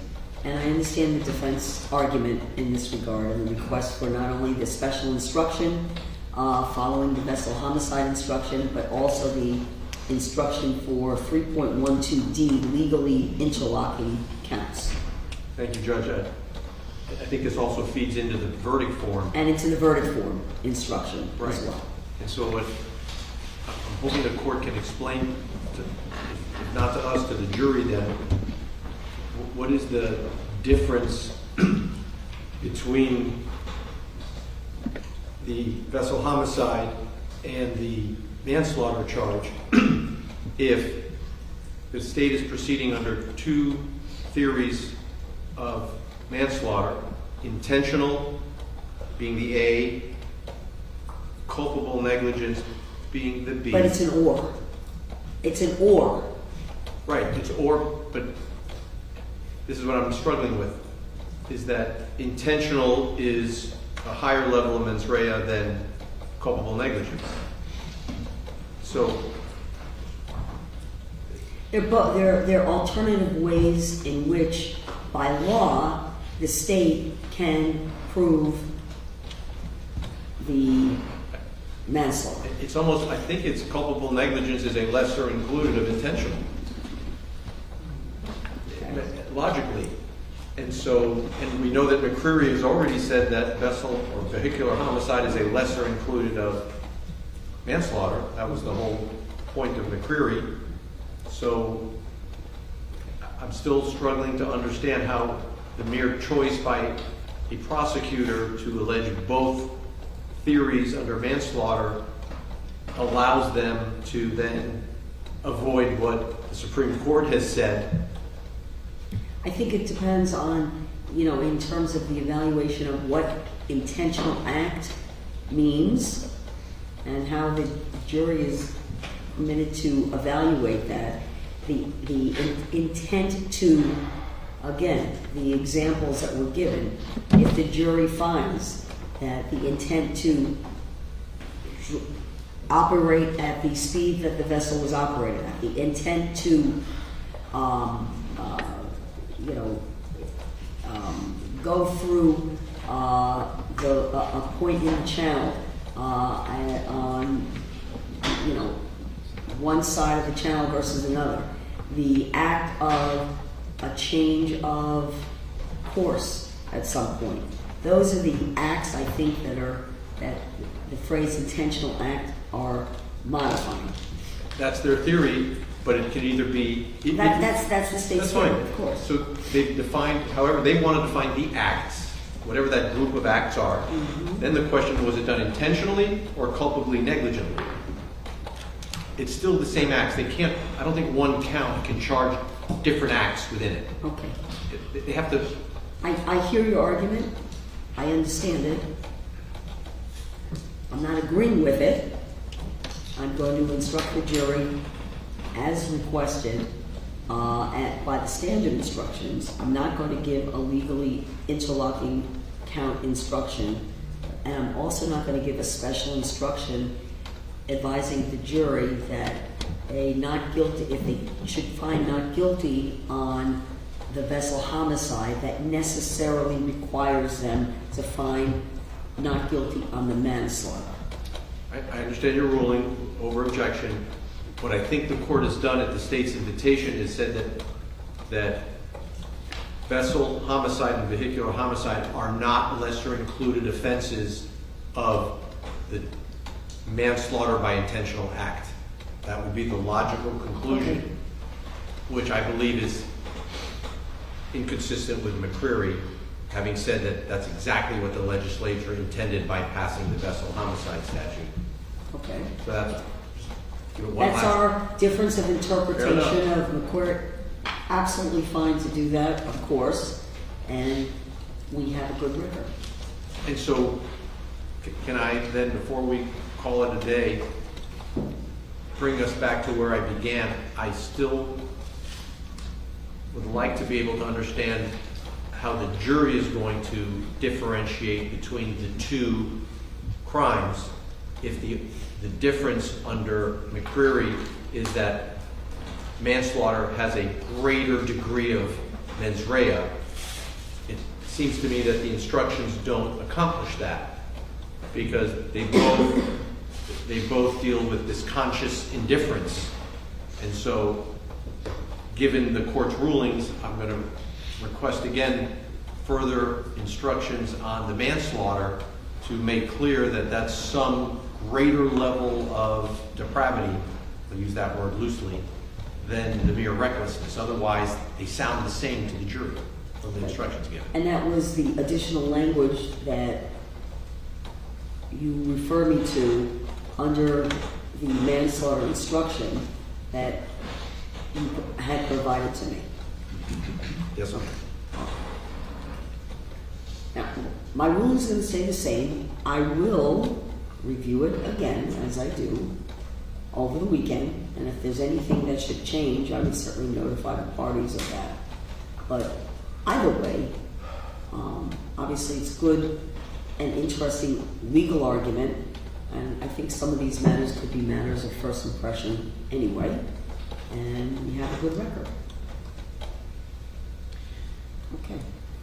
The only other instruction was submitting the case to the jury, and I just, will the jury have a clean laptop? Yes, I have one reserved. And you'll make sure that the defense who looks at the laptop, make sure it's a clean laptop? Yep.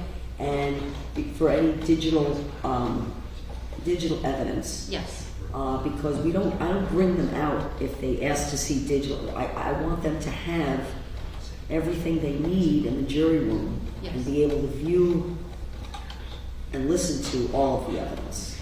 So I'm just, in my mind, thinking,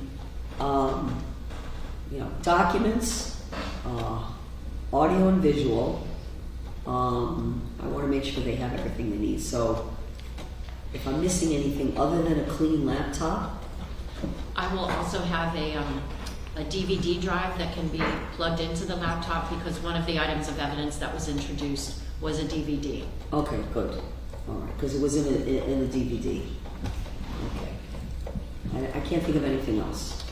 There may be one other issue that now we have to address, which is unanimity as to the theory of manslaughter. Okay. Now, right, the state is proceeding under two different theories.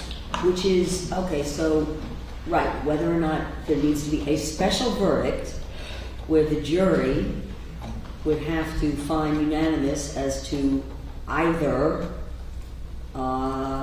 manslaughter by an intentional act leading to the death or culpable negligence. Similar to if we have, I guess, a first-degree murder with premeditation, right? I've never done a first-degree murder case. Okay, premeditation or felony murder.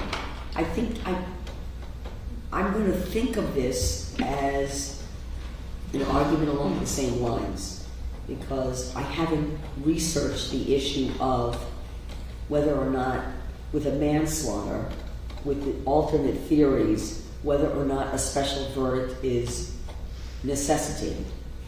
At a minimum, I think at least a jury instruction that they must be unanimous as to whether it was an intentional act or culpable negligence. I don't have any case law on that at all, and I invite anyone to find me a case that would require that. In fact, for the request, I'm going to leave it at that. Right now, I'm going to decline to do that or to create a special verdict form to do that.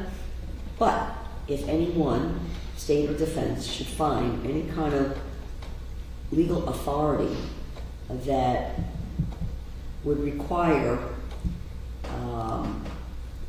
a special verdict, I would love to see that. You'll see this now in the context of, enhancements. It comes in for the purpose of sentencing. In the cases that you're going to find where there are special verdicts, it has to do with if there would be enhancements for a jury to make. A jury would have to make a special finding for certain enhancements. That's where you'll find the cases that talk about special verdicts. Okay? So, if you find anything, I'd love to see it.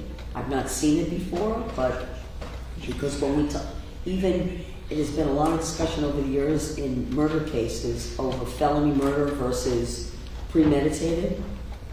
And while it continues to be an issue that defense counsel raised, I think the Supreme Court has maintained the position that there is no special verdict for the jury to find unanimously either a felony murder or a premeditated murder.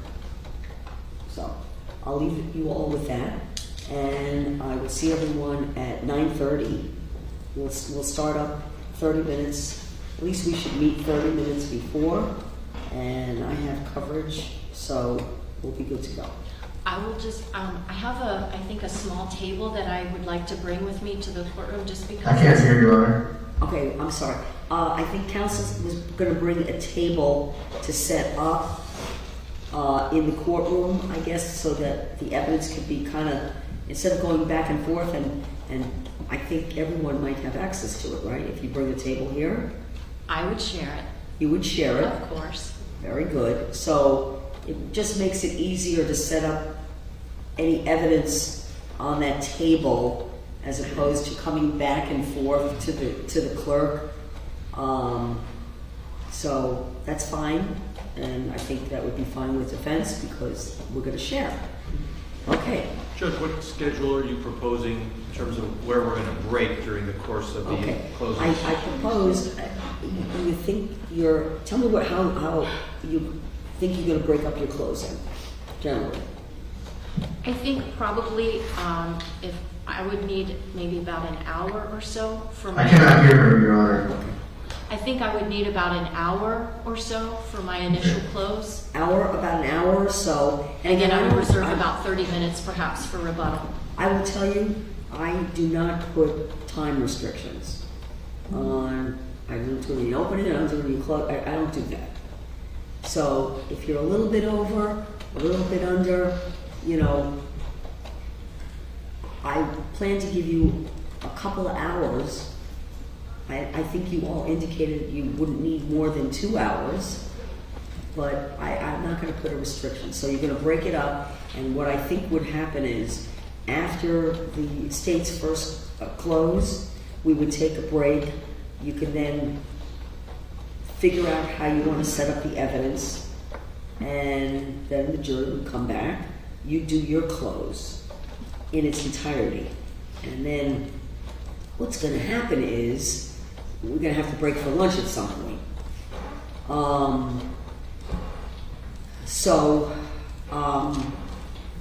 That's probably when we're going to break for lunch, okay? And after you finish your close, we're going to come back, and the state. I'd like to see if we could finish the state's rebuttal close before I break for lunch, but I don't know that that's going to happen. If the state is about an hour, I think I'll be about an hour, in which case I think we can get them all done. If that's the case, that's fine, but I don't want to break too late for lunch because I have to have a break for lunch and then instruct the jury. And I need to get them out and instructed, I would say, no later than 2:30, 3 o'clock, and get them working. And I don't tell them this, but I'll keep them working. I'll order them dinner and not interrupt their working until they're going to turn the lights out on us, which is about 8:30 or so. Okay? And at that point, if we don't have a verdict, they come in, I instruct them, and they come back, and they go right back into the jury room the next day. They don't even see us. They're just taken right back into the jury room by Renee. And this, in fact, this courtroom is, while the jury is in the jury room, no one's permitted in the courtroom, except for Renee. And the clerk could sit here, and Vanessa could sit here, but no parties, no spectators. The room is clear. And so, once they start deliberating, we're not going to have anyone in this courtroom unless there's a question. Then we'll all be in the courtroom, and or we have a verdict. Okay, so no one is in this courtroom at all. So if you're going to have, we'll talk about that, but you'll take things out with you that you need to take out with you because you're not going to have access to come back in. Judge, I've got a question with the essentially equal time being provided to both sides in the closing arguments. So I appreciate, as a litigator, that the court does not impose a hard cutoff, but I just want to be clear for our purposes, for our planning purposes. If, for example, Ms. Adams were to take an hour for her close, and then we took an hour, 15 minutes or so, the prosecutor's final close, rebuttal close, it seems to me there should be at least some restriction, to provide at least fairly equal time between the parties addressing the jury. Okay. I'm just wondering about that. Well, let me say this. We have to be reasonable, okay? If you're able to consolidate your close in an hour, and they've taken an hour for the first close, I'm not going to deprive the state of their opportunity to come back with a rebuttal close. That's what the law allows for. And if it's 30 minutes rebuttal that they're asking for, then that's not unreasonable. Well, I agree that as long as the rebuttal is, not more than, let's say, 50% of their opening, I'm not going to complain that they've exceeded how much time I use. But Listen, I understand, but I play it by ear also, and I give the state a fair chance to rebut because the rules allow for it, and they get the last word because it's their burden. So I would give them a fair chance to rebut, and I've not had any issues about this that I can ever recall. I think we could all manage it fairly well. What's fair? They're going to have a chance for a rebuttal close to rebut your closing. So, and if you have any concern, then you should raise an objection, and I will handle it accordingly. I will either say sustain the objection, or I will overrule and let whoever's doing the rebuttal close know that you have, start to wrap it up or whatever my comments might be. Because I'm obviously going to listen very carefully that it's truly a rebuttal close, right? So, I think we're good on that. All right. Last question, just Yes, sir. logistically. Once the jury begins its deliberations, is the court going to require that the parties remain here in the courthouse, or will we have Just you're going to give me all your information, and you're going to be on call. And for questions, you have to be accessible. I've done it at times where we've done it via Zoom. I don't bring the jury in generally to answer questions. They'll come in a note. I'll get the parties together. We'll decide what I'm going to respond and how I'm going to respond in the note, in a handwritten response, and that goes back to the jury. Kind of have to play it by ear depending on what their question or concern might be, if there is one. You're free to do what you need to do.